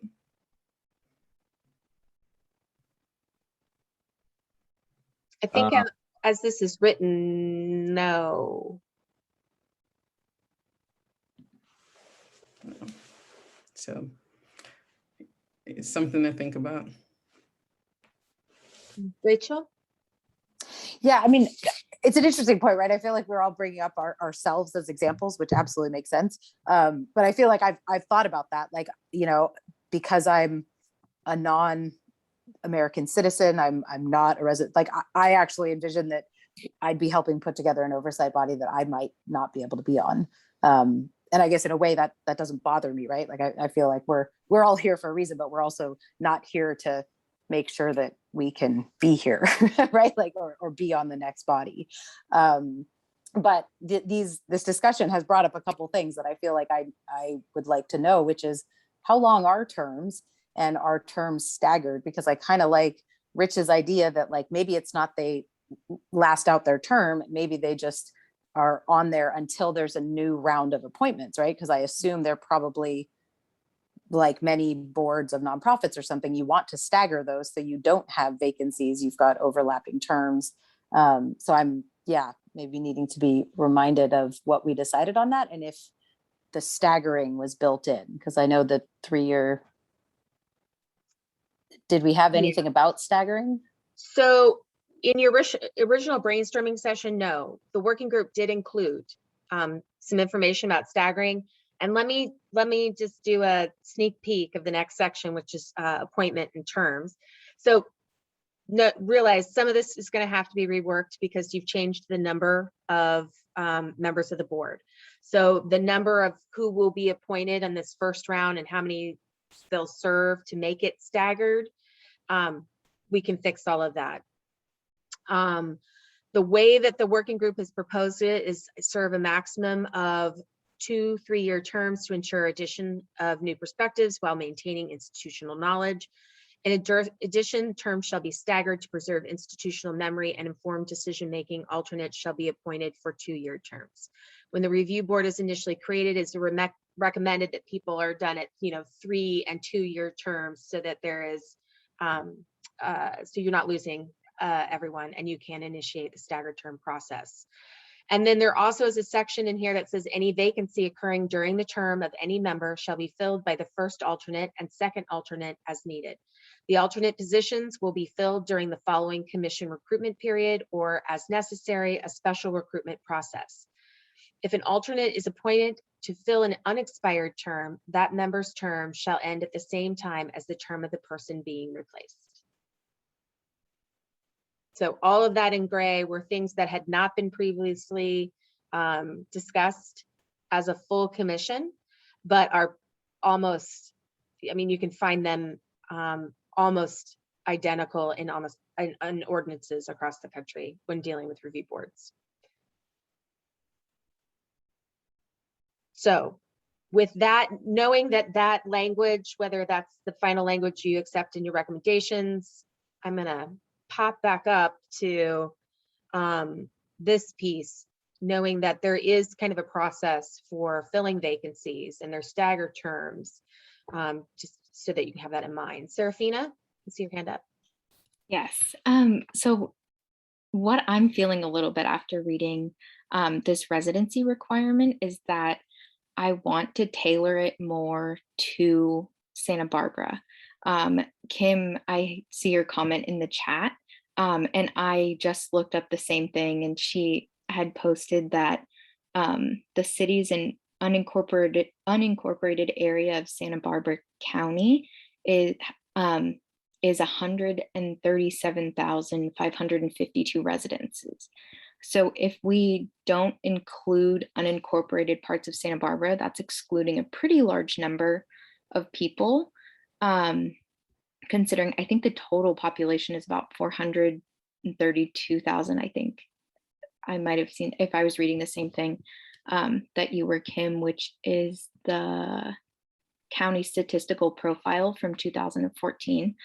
So I'm sure that's changed a lot since then.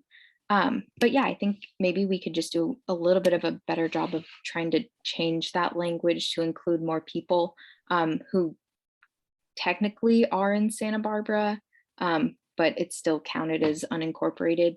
But that's just a thought. Thank you, Serafina. Christian? Yeah, it's just like Casmalia, like Los Alamos, Los Olivos, right? They're overseen by the sheriff's department. It's a different jurisdiction. We're talking about an oversight board that has a very clear jurisdiction over the Santa Barbara Police Department. And so I would be very much not in favor of expanding that to unincorporated parts of the county that are closer to like Santa Maria or Lompoc, and that are under the jurisdiction of the sheriff. Now, if we were talking about civilian oversight of the sheriff, that's a whole other story that the County Board of Supervisors has to oversee, but we're talking about the City Council of Santa Barbara, of the City of Santa Barbara, and the Santa Barbara City Police Department. We're not talking about the unincorporated areas. So just a response to that one. So I definitely agree, like those seem a little bit farther out of our jurisdiction, but there are parts of Santa Barbara that are like a block away from like the city. So for example, like I'm close to the Santa Barbara Mission. And so unincorporated, like technically what's unincorporated is right across the street from incorporated, like the city technically. So I'm just thinking of like, if you can be on the commission, but then across the street, your neighbor can't be, but you both might be served by the Santa Barbara Police Department. Well, that's a good point, Serafina. Just for clarification, does SBPD service any unincorporated area? Does the city provide any services to any unincorporated area? Like, so is there any crossover there that should be considered?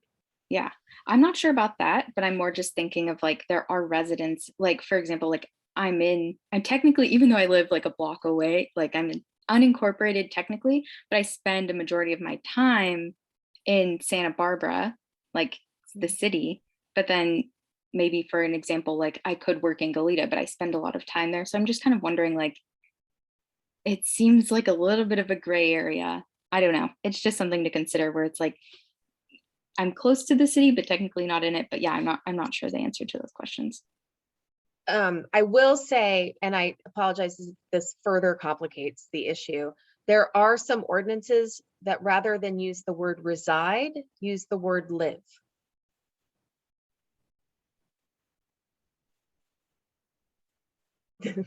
I see your smile, Rachel, that I think I have further complicated the issue. Rich, I see your hand up. Yeah, I was going to echo some of the comments that were previously made. I do think like in unincorporated areas, I understand if you're residing in an unincorporated area. I think that's why the clause of working in the city of Santa Barbara matters. I think that's already, I mean, that's a larger swath of the community. It's saying not only can you live here or you work in Santa Barbara, meaning that you spend a significant portion of your time. I think that's going to be the best that we can in terms of being inclusive of the area without kind of losing the purview of this organization in and of itself. I think that if you lived in an unincorporated area and worked in another city or an unincorporated area, I understand that you may spend a lot of time in Santa Barbara, but the majority of your time at home or at work is still outside of city PD. And that's the majority of your living time. So, I mean, you may frequent and go to the store or run errands or things like that within the city or visit friends. But I don't know what, again, like, I think that this is as inclusive as we can be without making it so grand that it would not make sense for people to be on the committee. Thank you. Thank you, Rich. So Rich, just to clarify, you feel that this should be left as is? Sorry, I'm raising my hand and lowering it all the time. Yes, I think this should be left as is. I think reside, for me, I don't know if I prefer the word reside or live for people living on the streets. I don't know which term is better there, but I do think if you're spending the majority of your time residing or living in the city of Santa Barbara and or working, that should cover that's the biggest umbrella I think we can do for this kind of review board. Thank you. Rachel? Yeah, I mean, absolutely agree with that. I think, we have to have boundaries. And yeah, sometimes it's just not fair. Like a couple blocks that way, they get to vote for the Santa Barbara mayor. A couple blocks that way of me, they get to vote for the Gallia mayor. We don't get to vote for either, right? Like it's not fair, but it is that I'm across the street and I don't have that ability. So, I mean, I agree. I think the working part, like for me, the question is, who are you policed by? So at home, if I call on law enforcement, it's the sheriffs that respond.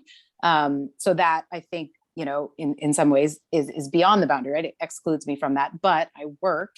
If I were to call law enforcement while at work, then it's SBPD that resides, right? Like, I think that makes sense that would be a boundary.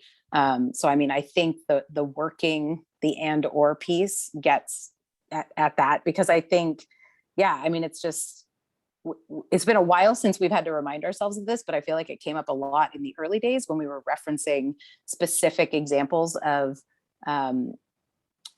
law enforcement situations that a police oversight body might respond to. And we had to keep reminding ourselves that was the sheriff's office, that was the sheriff's purview, right? Like that's not what we are here to make recommendations about, was things under the county sheriff's office. So I feel very comfortable with this as it is in terms of residing and or working. I mean, I like reside. I totally want to consider it from like an inclusion perspective, you know, especially with folks experiencing homelessness, things like that. But I think live gets to a little bit more like the, yeah, if I only ever shop downtown or I spend, you know, living, I feel like that's where you get into too much of a gray area, maybe in the way people interpret that. Thank you, Rachel. So you two feel that this should be left as is? With a couple grammatical corrections, yes. Yes, we're going to let you have grammatical once over of the whole document, Rachel. Absolutely. Can I join that? Thank you. Yes. Lizzie.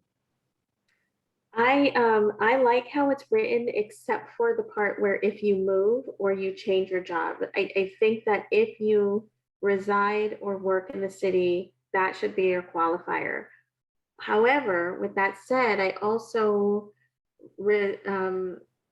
respect the experience of still having strong community connections. So if you're still involved in the community, but you live or work outside of the city, I can see that being a relevant qualifier. So I wonder if we can add something like members of the review board shall reside and or work in the city of Santa Barbara.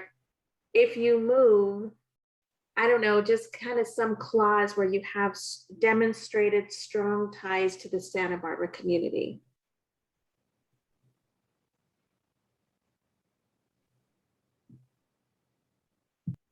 Okay, thank you, Lizzie. Kim? Hi, yeah, so there's a comment in the chat that says we generally do not have, or it's from Lieutenant Hill, we generally don't have jurisdiction responsibilities of unincorporated areas except for mutual aid requests. So I vote for the idea that we would, it looks like a lot more came through too. But I generally vote for the idea that whoever the police have jurisdiction over are the folks who should be part of the commission. And I wanted to throw out one question. Do we also include education? So if someone is going to school in Santa Barbara, would they be, but they live in another city, is that akin to the idea of working in Santa Barbara? And something we should add. Thank you, Kim.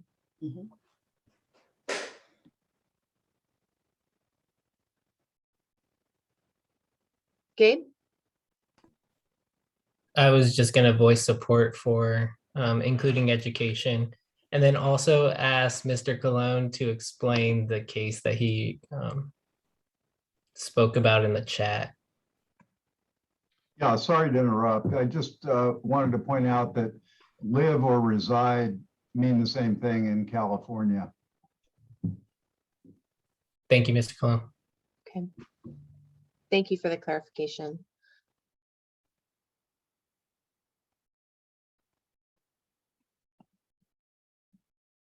Jordan, I saw your hand go up for a second. Were you going to, did you want to speak?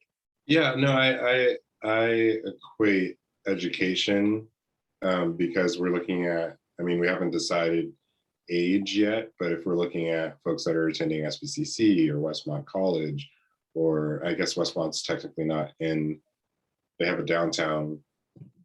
So there's technicalities there, but I would say education should be fair.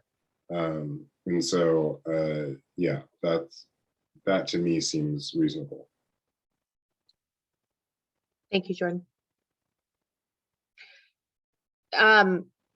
Is there anyone that does not agree with adding the education piece and the strong community ties language to this? Christian? I think with regard to education, it's covered by reside.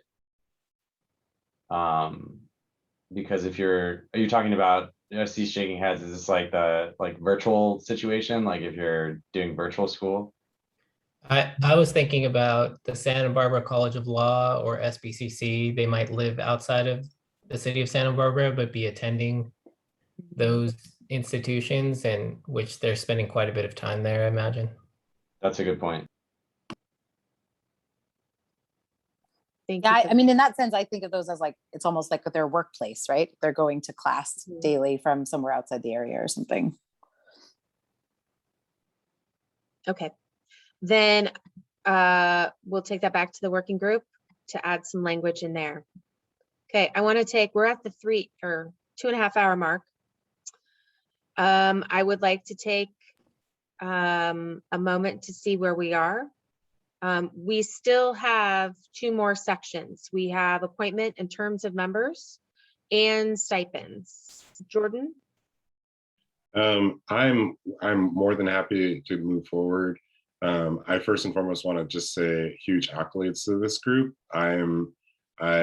Although we are 2.5 hours in, like I have been let's go and really tuned into it. And I think it's just because of the culture that we've set in this group to continue to vocalize our opinions and really share how we feel. And I appreciate it so much. So I'm open to moving forward, but I also have the privilege of having tomorrow off. So I understand that other folks may not have that. And so please, folks, please let us know how you feel. And I'm fine either way. Thank you, Jordan. I would love to hear from others about moving forward before we do so. Selfishly, on the subcommittee, on the drafting subcommittee, and I would love to have a full set of feedback on these so we can return to you with some substantial edits at the next commission meeting, if everyone can power through these next couple of items. And maybe sleepiness will forge consensus, but yeah, let's keep it going. I'm enjoying the conversation. Okay. Can we maybe just set some boundaries of time though? Because I mean, I feel like we can have pretty endless discussions, and I do have tomorrow off, but I'm also on vacation. Full transparency. I don't want to be here till 10, but I'm definitely willing to like keep going for a while longer. I just feel like we should just limit ourselves to maybe some Rachel, I would rather time on each not here piece. till 10 either. I just want to throw that out. You're still in a different time zone, Cami, so I'm sure you're also. You're already at 10. I Perhaps say we go to 8:30 and see where we go. I was gonna offer to allocate times per each section, perhaps. But either way works. Okay. Can I make a suggestion that we start with section 3 first, because that I think will be largely uncontroversial and it's shorter. Okay. Gabe, I see your hand up. Yeah, I did just want to throw this out, and I was saving it for future business item, but one of the discussions that we will have is about whether to cancel the meeting before Thanksgiving. It's the Wednesday before Thanksgiving. And I was also going to throw out an alternate idea of having a special meeting really quickly, maybe that Monday before Thanksgiving. That was specific and short, just to focus on survey questions and outreach. If we are going to do some of those items. So that would mean we would not have a long meeting between now and the first meeting of December, just quite a break. So if that is encouraging at all for us to just power through this one section, just wanted to throw it out there. Okay. I am gonna, I'm sorry to do this to you, Christian. I'm actually gonna counter your suggestion. I think it would be good to end on the one that will be easy. Perhaps easy. I don't want to, I'm gonna knock on wood right now. Because I can tell everybody wants to press on, but I know that it's getting late. So, so let's try to keep in mind kind of a 30-minute mark here, and then we'll check in and see where we are. This first section, I've actually read through it already, the appointment in terms of members. As we discuss this, please remember that we will adjust the number and the timeframes, the number of people appointed in the first iteration of the review board to match up with your 11 board members and 2 alternates. So we don't need to discuss that here. The working group can work on adding that or editing that later. So let's start with the first point, that it will be appointed, the board members and the first and second alternate from an applicant pool. Council will give special weight to nomination from neighborhood organizations and community foundations. This is taken from the process that all of you were appointed. Rachel? I just real quickly, I think foundations is a very specific kind of organization. I'm not really sure why it needs to be that specific. I would just recommend saying from neighborhood and community organizations. Okay. Jordan?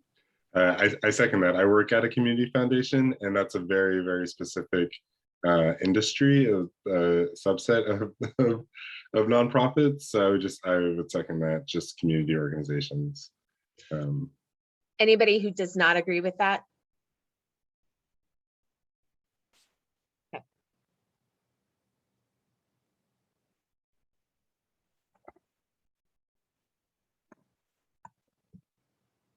Okay, great. The next section, one of the big things here is the maximum of terms and the length of terms. So shall serve a maximum of 2 3-year terms to ensure the addition of new perspective and maintaining institutional knowledge. So I think we do need to come to consensus on the term length and the maximum number of terms.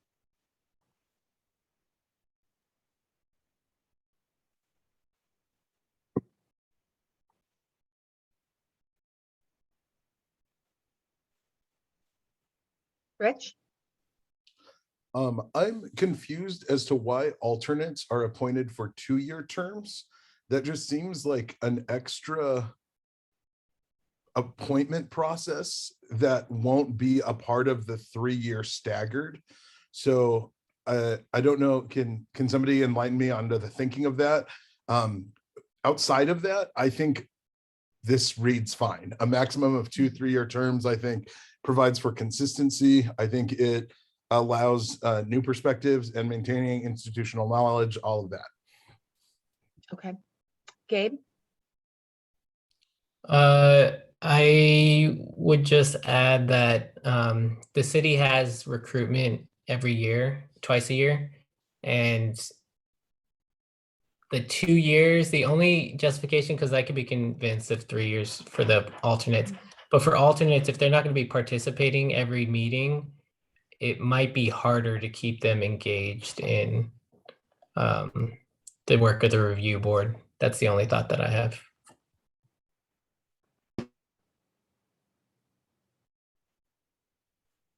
Thanks, Gabe. Do alternates still receive a stipend? That's a discussion that we can have. I would imagine that they would receive a stipend for meetings that they attend and are voting members. Oh, so this may just be my misunderstanding. I thought alternates attended every meeting, as the only change would be that they sometimes have voting power and sometimes do not. Is that not a correct understanding of alternates? No, We can make it that way. I think it depends on how we word it. Because I know that specifically for me, when I started on this commission, it was very unclear what the alternate did. So I think that it would be wise for us to put language in there of what the responsibility is. Okay. Yeah, we'll add that for when we get down to when the drafting group gets to kind of powers and duties. We can add that in. Ariel, I see your hand up. Yeah, thank you for recognizing me. Under the open meeting law, it's generally really difficult to have alternates coming in and going out. They're really meant to be there in the event of a permanent or semi-permanent disability of one of the members. So that's the context in which I think it's best considered.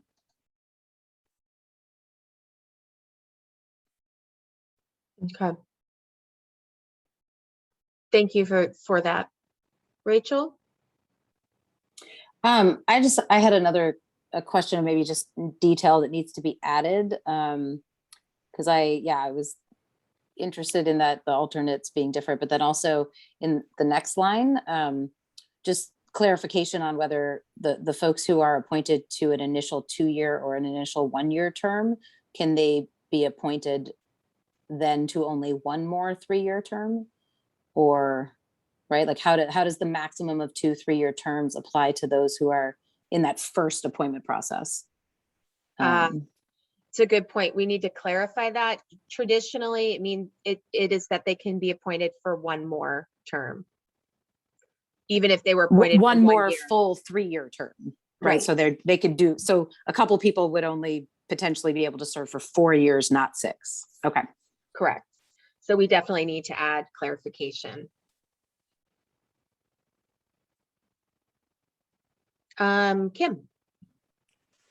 And just wanted to confirm for the alternates, are the terms applied to them in the same way as well? Like if they end up not voting at all their first term, they can still only serve one additional term? Like it's not a voting term?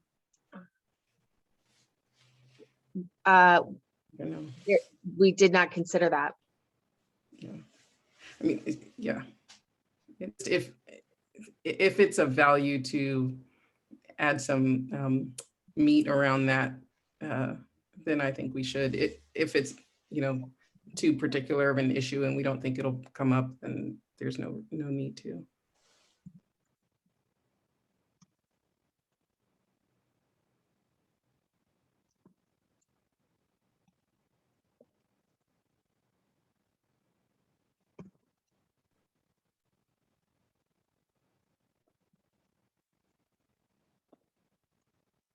Okay.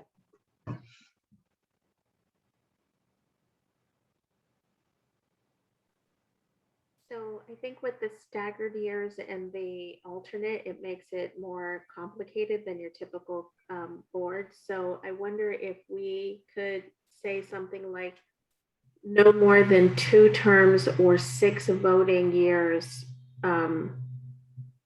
or even just say no more than 6 voting years before taking a break, because other commissions, you can continue serving as long as, but the city council generally doesn't reappoint after 2 terms, but you can keep serving. Some people take a break in between before serving again, but if we're talking about like, an alternate is on for 2 years, and then they go on and they're appointed for 1 year, or they take a spot that only has 2 years left. So it gets a little complicated. So I wonder if we want to put a year limit instead of a term limit. Thank you, Lizzie. Any additional thoughts on that? Gabe? I just wanted to comment that it's, in my opinion, it's important that they are staggered terms. So if we did a year limit, it might be more complicated, to be honest, because then you would get someone who got a 1-year term, they would get reappointed for a 3-year term, then they would potentially get appointed again, but only be able to serve partial, like 2 years of that last term. And then it gets kind of confusing to keep track of all of those changes. I think initially it's going to be confusing, but once they get on a cycle past that first round, it starts to get pretty straightforward because all the other commissions are on staggered terms as well. Perhaps it would be good to add clarifying language that after the first year of appointment, that all appointments following that are for 3 years. Yeah. Just to clarify, because. Yeah. Okay. Thank you.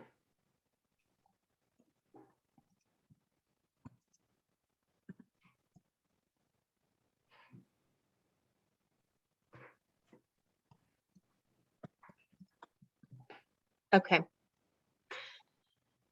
Anything else on this, on B?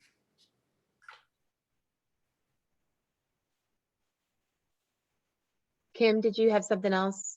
Or is that your hand still raised from before? Oh, yeah, that was left over. Okay. Okay, then let's move on to C. Any vacancy occurring during the term of any member shall be filled by the first alternate and second alternate as needed.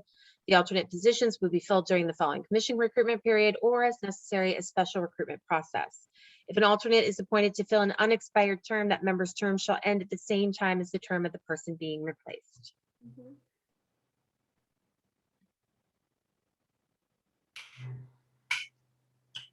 Any comments from anyone regarding C?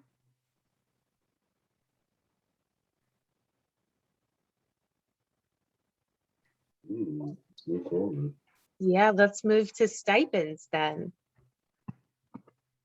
So one of the things, so City of Santa Barbara shall provide stipends to offset expenses relating to a review board member's duties and work for the COB and promote board diversity and participation. And then the City of Santa Barbara shall provide stipends for child or elder care during sanctioned meetings and activities of the review board.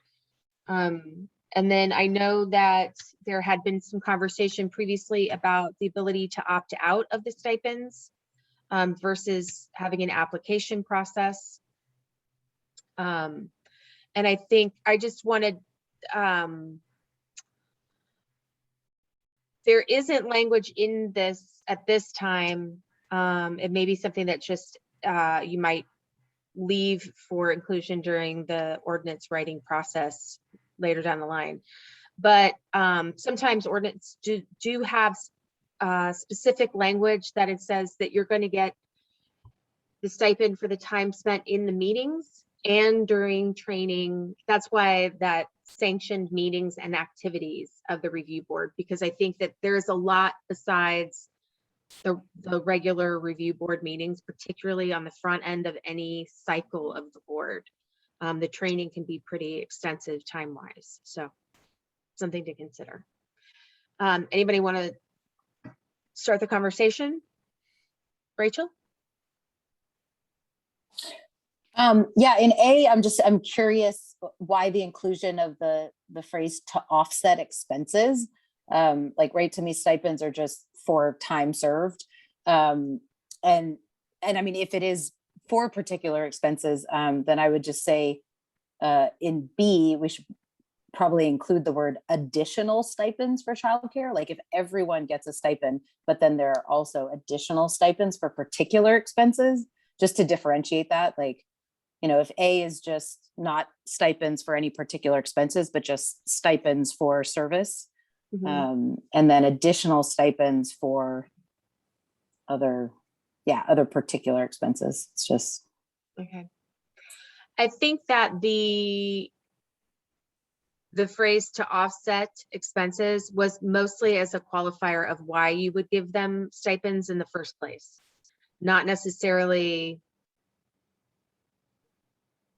I don't know if correct me if I'm wrong, anybody on the working group, but I don't think it was. I mean, I don't remember why they said we would get stipends for this. Like, I don't remember if there was language around, I think it just said we'd be paid a stipend per meeting. Yeah. Then maybe the city has language about that already. Yeah. So does anybody have any issues with just taking out to offset expenses?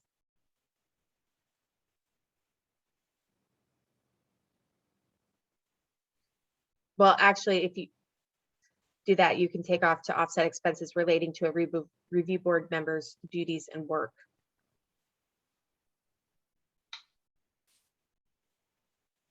Okay, I'm going to put a comment in here and the working group can wordsmith it rather than wordsmithing on the fly here. Christian?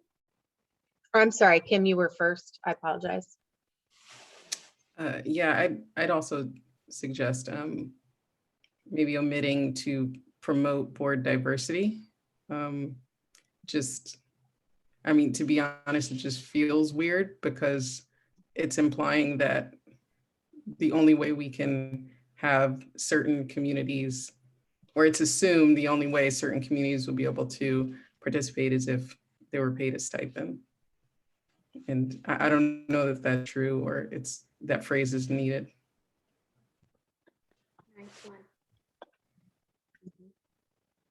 Thank you, Kim. Christian? Like 100 years ago, we talked about adding an opt-out clause to this section. I just wanted to make sure we captured that. Thank you, Christian.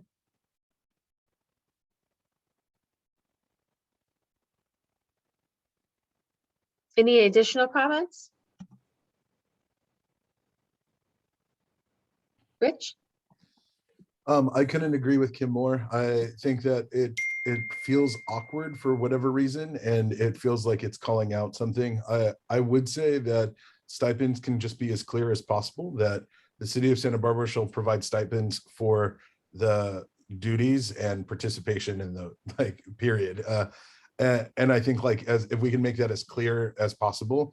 And then, and I like the second part, that stipends for child or elder care during meetings is great. So thank you. Thanks, Rich. Gabe? The other part that I think would be good is the typical stipend in the city of Santa Barbara, if they do offer a stipend for their boards and commissions, is $50.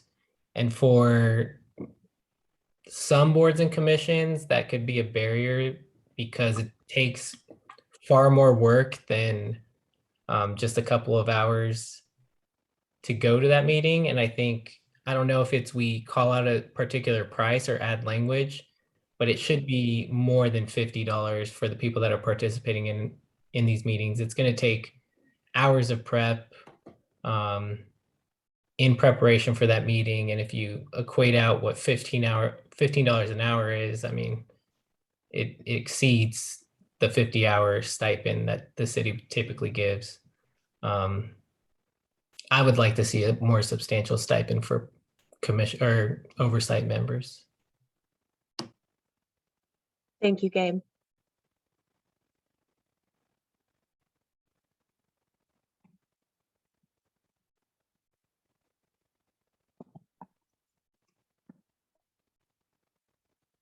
Christian? I just really quickly, the Vice Chair Zepeda had, when we were talking about the specific language about stipends versus other thing, taught me something really important that I was hoping she could share with other people as you do this work and consider language. But we chose the word stipend for a specific reason. Is Vice Chair Zepeda still here? Yeah, I'm here. Yeah, so the reason why we said stipend instead of, what was the other word that we chose? Compensation, I think. Compensation was because stipend, when you have housing or when you have CalFresh, CalWorks, stipend doesn't go as earned income. So if there's individuals who may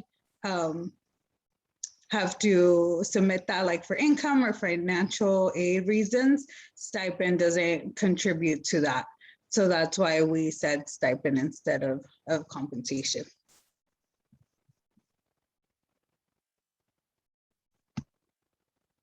Thank you, Anna.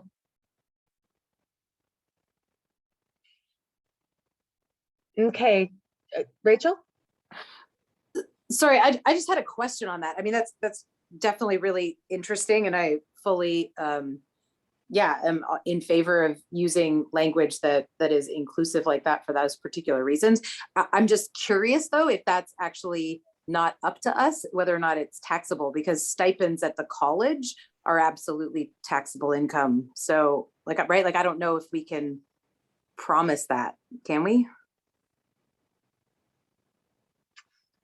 Yeah, right. I mean, stipend, because stipend, it really is just a word, and it's not really, you can call different things stipends, but absolutely, if we give a faculty or a staff member a stipend at the college, that's added to their taxable income. It's not the same as a stipend in a different kind of compensation like with CalFresh or anything. That's a really good point. And I think it also kind of points to the fact that you can make very strong recommendations if any of them conflict with policies that are in place by the city, by state statute, local law, then that will be sorted out and that won't be able to happen. That doesn't mean that you cannot strongly recommend it, and that perhaps maybe even before it gets to the final recommendation stage, that there is a once over of it to see if any of that does become an issue. And so you can work through it before you hand the final recommendations over. So I would just worry that would backfire, right? Like if we're choosing that language because folks who are on CalFresh understand it as tax-free, and then it is not tax-free, that we'd actually then be doing a disservice by not specifying, if that's the case. okay, I'm going to put on here to check to see.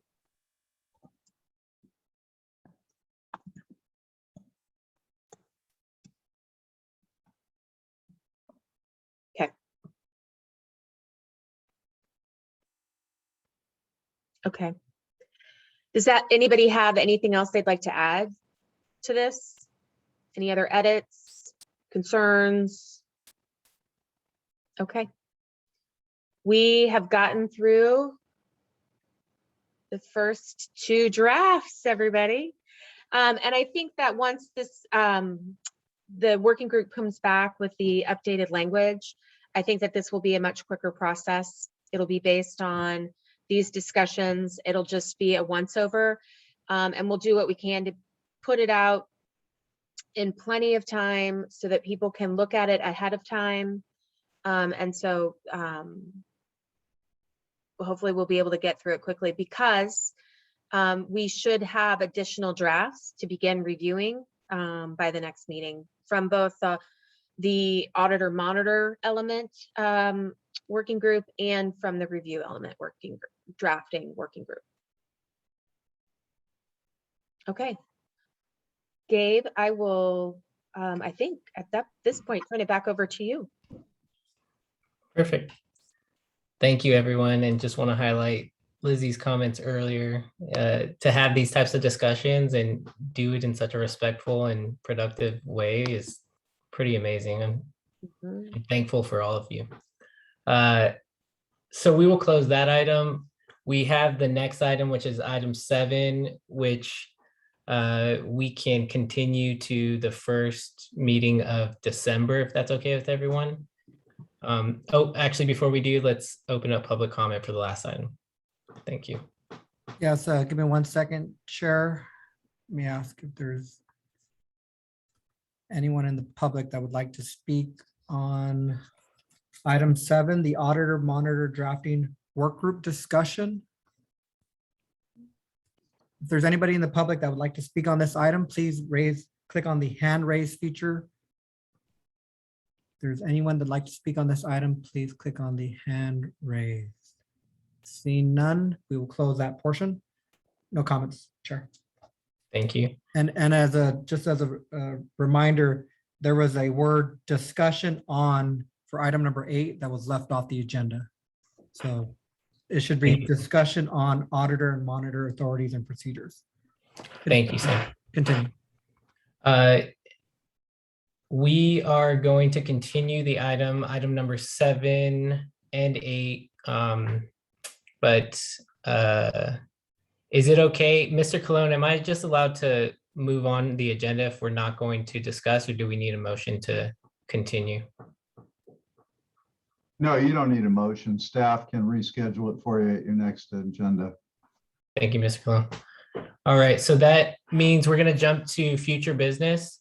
And for future business, I wanted to get a gauge from the team on that meeting that's just before Thanksgiving. It's on the 24th. The 24th. I'm guessing that's a pretty bad day. People are typically traveling, spending time with their families. I wanted to float an idea. We are planning on hopefully doing community cafes the week of the 29th of this month. through the 3rd, which is a Monday through Friday. And I wanted to float the idea of possibly having a special meeting on Monday, the 22nd, where we are just reviewing the work group from the survey work group and the education work group. So approving survey language and also approving format and community cafe details. So hopefully it's a short, concise meeting, really focused, but approving that before we go out and do our community cafes and surveys. General feedback from the team. I'm sorry, what day was it? What Monday was it? The 29th? The 22nd would be my suggestion, but I'm open to other suggestions as well.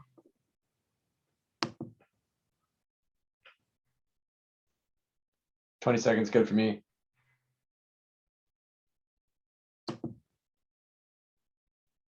That works for me as well. I just want to make sure that it doesn't conflict with other city staff and other commissions. Sam, we spoke earlier, but can you confirm if that works? Yeah, so it works with my schedule, chair and members of the commission, and I'll work with the city attorney's office if needed. Ariel's giving a thumbs up, so it works.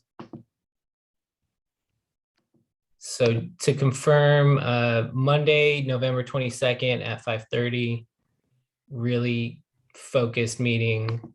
Any concerns? I'll just hold for a second. Just wondering, did we want to set a time limit for that meeting? We absolutely Can we say like an hour? Yeah, Okay. absolutely. Lizzie? Great. I'm just wondering, like, is the community cafes on the week of the 29th, is that like a hard date that was definitely set? Because I think I would like a break. I would like to have some, some time, because we've been working really hard. We've done a lot. It's a holiday week, and it'd be nice to have a little break from that. But I understand if we're doing community cafes that week, the week after, then we definitely need to get some more work done. So I'm just curious if that week for community cafes is like a must. If we don't, and Cami, maybe this is a good place for you to jump in, but in our discussions right now in the work group is that there would not be a heavy commitment from commissioners because the community cafes may not have commissioners actually in the actual discussions. They'll be there at the beginning, introducing themselves, leave for the actual discussions, and then be available after. And it doesn't, we chose that week because it's a good week for the moderators of the facilitators of the discussions that could possibly attend. And Cami, if you want to add. Yeah, one of the reasons that week was chosen is because the feeling that it should happen sooner rather than later. The NACOL annual conference it starts at the end of the following week. And so there is concern we would have a hard time getting facilitators the closer we get to the conference. If we waited, we really would need to do it in January. Because with holidays, the annual conference really takes up a good solid week of time. So that's why that was thrown out there. I will say, once we have more definite days, I have started reaching out to possible facilitators, and they all are like, well, they need information on dates and times before they can commit. So I'm hoping that once we have that, then I'll be able to find them and get them committed quickly. Perfect.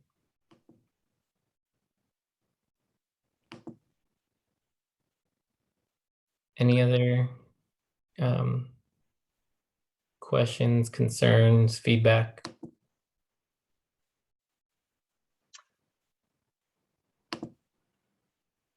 Well, one thing that might be helpful is, since there's a facilitator's guide involved in this, and there's also survey committee and CCI involvement in these, do all of the parts feel that all of that can come together by that week?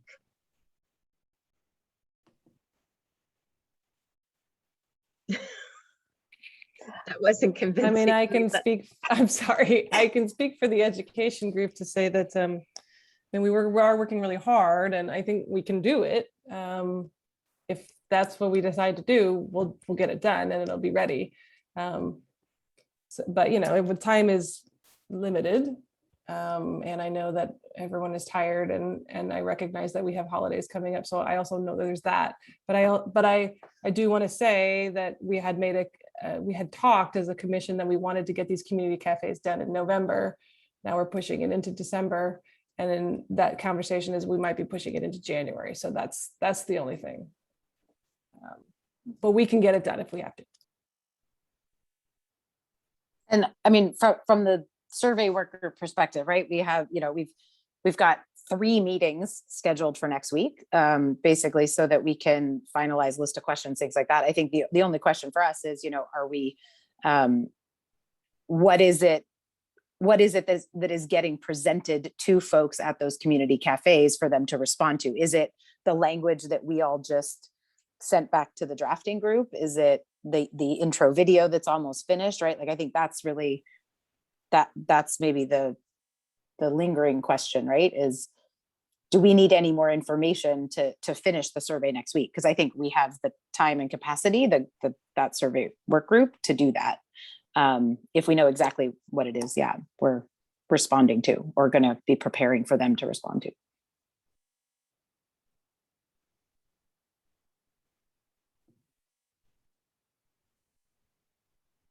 So I feel like that sort of comes back to the education group. And I'm looking to my colleagues here to help me, but I mean, I know that we had intended to wait to make some decisions. We've made some decisions today. Does that mean that we're ready to present? I would actually, and I'm not sure if we can continue talking about this in terms of the Brown Act, but I would bring it back to the commission to say, are we ready to move forward with these in terms of what we've already completed or what we've already made decisions on? I don't think that's really up to the education group to decide that per se. But, we do have information we can present. Are we actually at a point where we should be presenting? I'm not sure. Or are the community cafes, I mean, right, like, we can also pivot from the community cafes don't necessarily have to be what we envisioned for the survey, which is like, here's a video or information outlining our proposed recommendation. Here's a survey that, solicits feedback about it. If the community cafes are a slightly different model, then that's, there could be different survey questions, right? I mean, we could still do community cafes. They just might have a different goal that isn't quite as particular as, like, here's a finished recommendation that we are presenting to you and getting feedback about, right? Because then it's more up to, I feel like, the NACOL facilitators and, the recommendations of the facilitators. Tammy, might you have any input on this point? Well, I'm torn a little bit, because I really, there are those in the community who are looking forward to having this piece of input. And I do not want anyone to feel like they're being pushed back, because, we started November, now December, and then the next available time is in January. At the same time, there's part of me that's so excited that you're getting closer to having actual pieces and parts of the recommendations and the model that you would be able to share and get specific feedback on. Along with, I mean, in the facilitators can ask more broad and general questions and specific questions as well to get you more information. So, particularly when we had conversations tonight where there were certain pieces where people said, I would love to get more information about that particular piece from the community. So I'm torn. I want to get to the community and get that input about how they're feeling about the process and what they want to see. But I do think that there is that piece that it would be nice to be able to give them more in the process by sharing some more information with them about what you've done. I realize that's not helpful because Well, it's I two sides think of the it coin. is. I think it is though, because I'm somewhat persuaded to wait, but I'd like to hear, I know, Anna, you and I had a discussion about having these sooner, and I'd love to get your perspective on this. I mean, I've been wanting to have these cafes since like last month. So I'm not very personally, I wouldn't want to continue waiting. And if we have a 1 hour meeting on the 29th, I don't think that's taking up a lot of our time, so that we could talk about the cafes that week, or even if we just set up, just me to talk about hey, we can set up one community cafe this week. And like Gabe said, we're not required to be there. If you want to go, introduce yourself at the beginning, at the end, cool. And if you aren't able to because you're on vacation or have prior commitments, that's great too. There'll be other opportunities throughout this process where you can go and introduce yourselves in person to the community.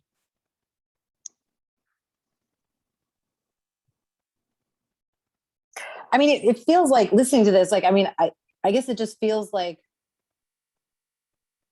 and I've kind of mentioned this before, because this is what I'm figuring out, is that community cafes mean something different to different ones of us, right? When the survey working group talks about community cafes, it was in a very particular context of finding alternative contexts and locations and community members to present the survey to, right? Like ones that maybe wouldn't respond to an emailed survey or things like that. And so, but the discussion we're having right now sounds very different than that. It sounds like there are particular community groups that we've been talking, who want to hear from us and want us to hear from them, that now we are, trying to meet with, right? Which is a very different kind of community cafe that I'm not, I guess listening to this now, I'm even less sure that the survey group needs to finish the survey that we had in mind in order to proceed with the community cafes we're talking about right now. Does that make sense? Yeah, I think it's both. It's this and, so it's it's potentially both. And if the survey group, if y'all still need more time, then that's maybe we could do it for the next one.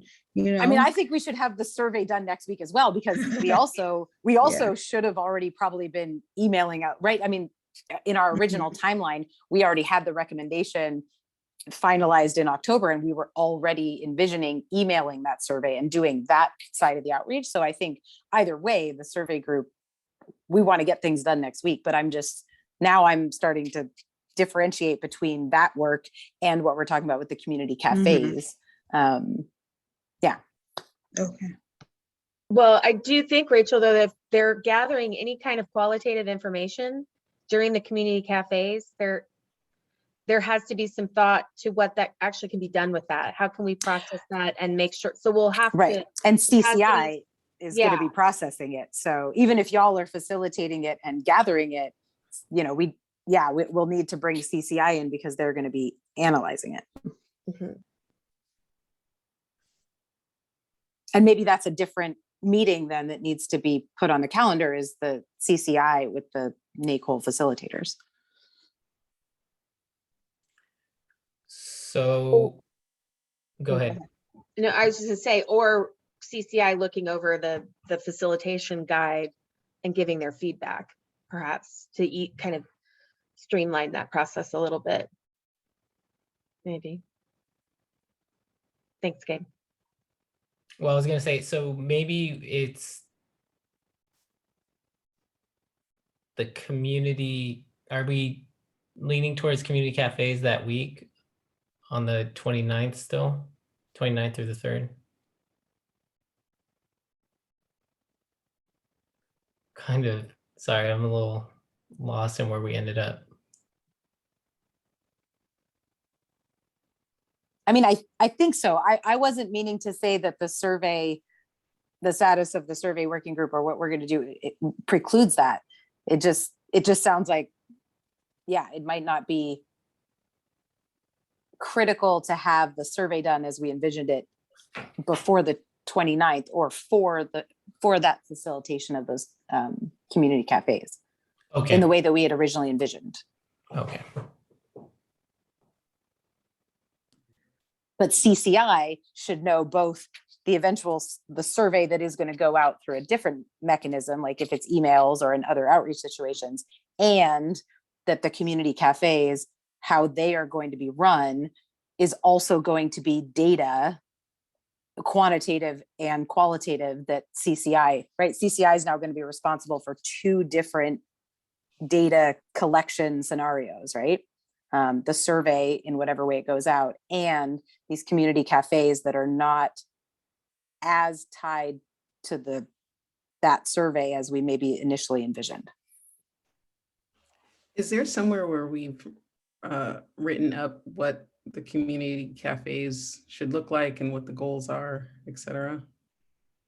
So we're working on, well, I know the survey group's working on something similar. So we're working on that right now. And that is part of what was proposed to be, I'm sorry, I'm so tired, to propose that we would show on that Monday meeting on the 22nd. Gotcha.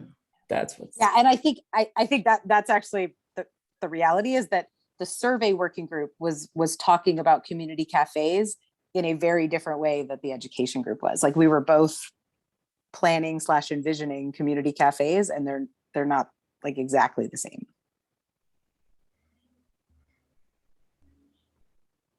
And I think that's okay. Like, I'm not saying this is like, yeah. So do we feel comfortable with coming back on the 22nd with more defined community cafe definitions and details for that week of the 29th?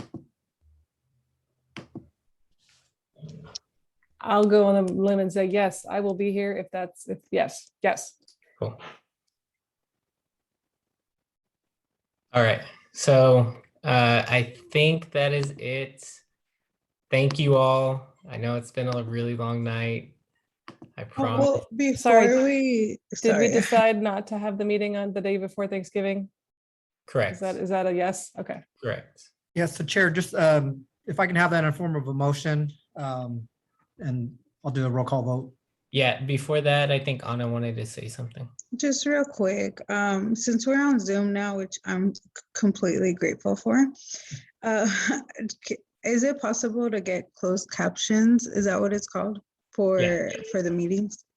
I believe so. I'll work with city staff to see what needs to take place for that to happen. All right, great, thank you. Can we get a motion and a second for canceling the meeting on November 24th and having a special meeting on November 22nd at 5:30? So moved. Seconded. So a motion from Christian, a second from Serafina. Any discussion? I'm not seeing any. So can we do a roll call vote, Sam? Sure. Let me just make sure there's no public comment. If there's anybody in the public that would like to speak on this item, please raise your hand. There are no hands raised, so we will move on with the motion. There's been a motion by Commissioner Alonso, seconded by Commissioner Chavez, to cancel the meeting of November 24th and reschedule it for a special commission meeting on November 22nd at 5:30. Commissioner Adam Lakeon, Yes. Commissioner Alonso, Yes. Commissioner Chavez, Yes. Chair Escobedo, Yes. Commissioner Kim Johnson, Yes. Commissioner Rachel Johnson, Yes. Commissioner Killebrew, Yes, affirmative. Commissioner Rodriguez.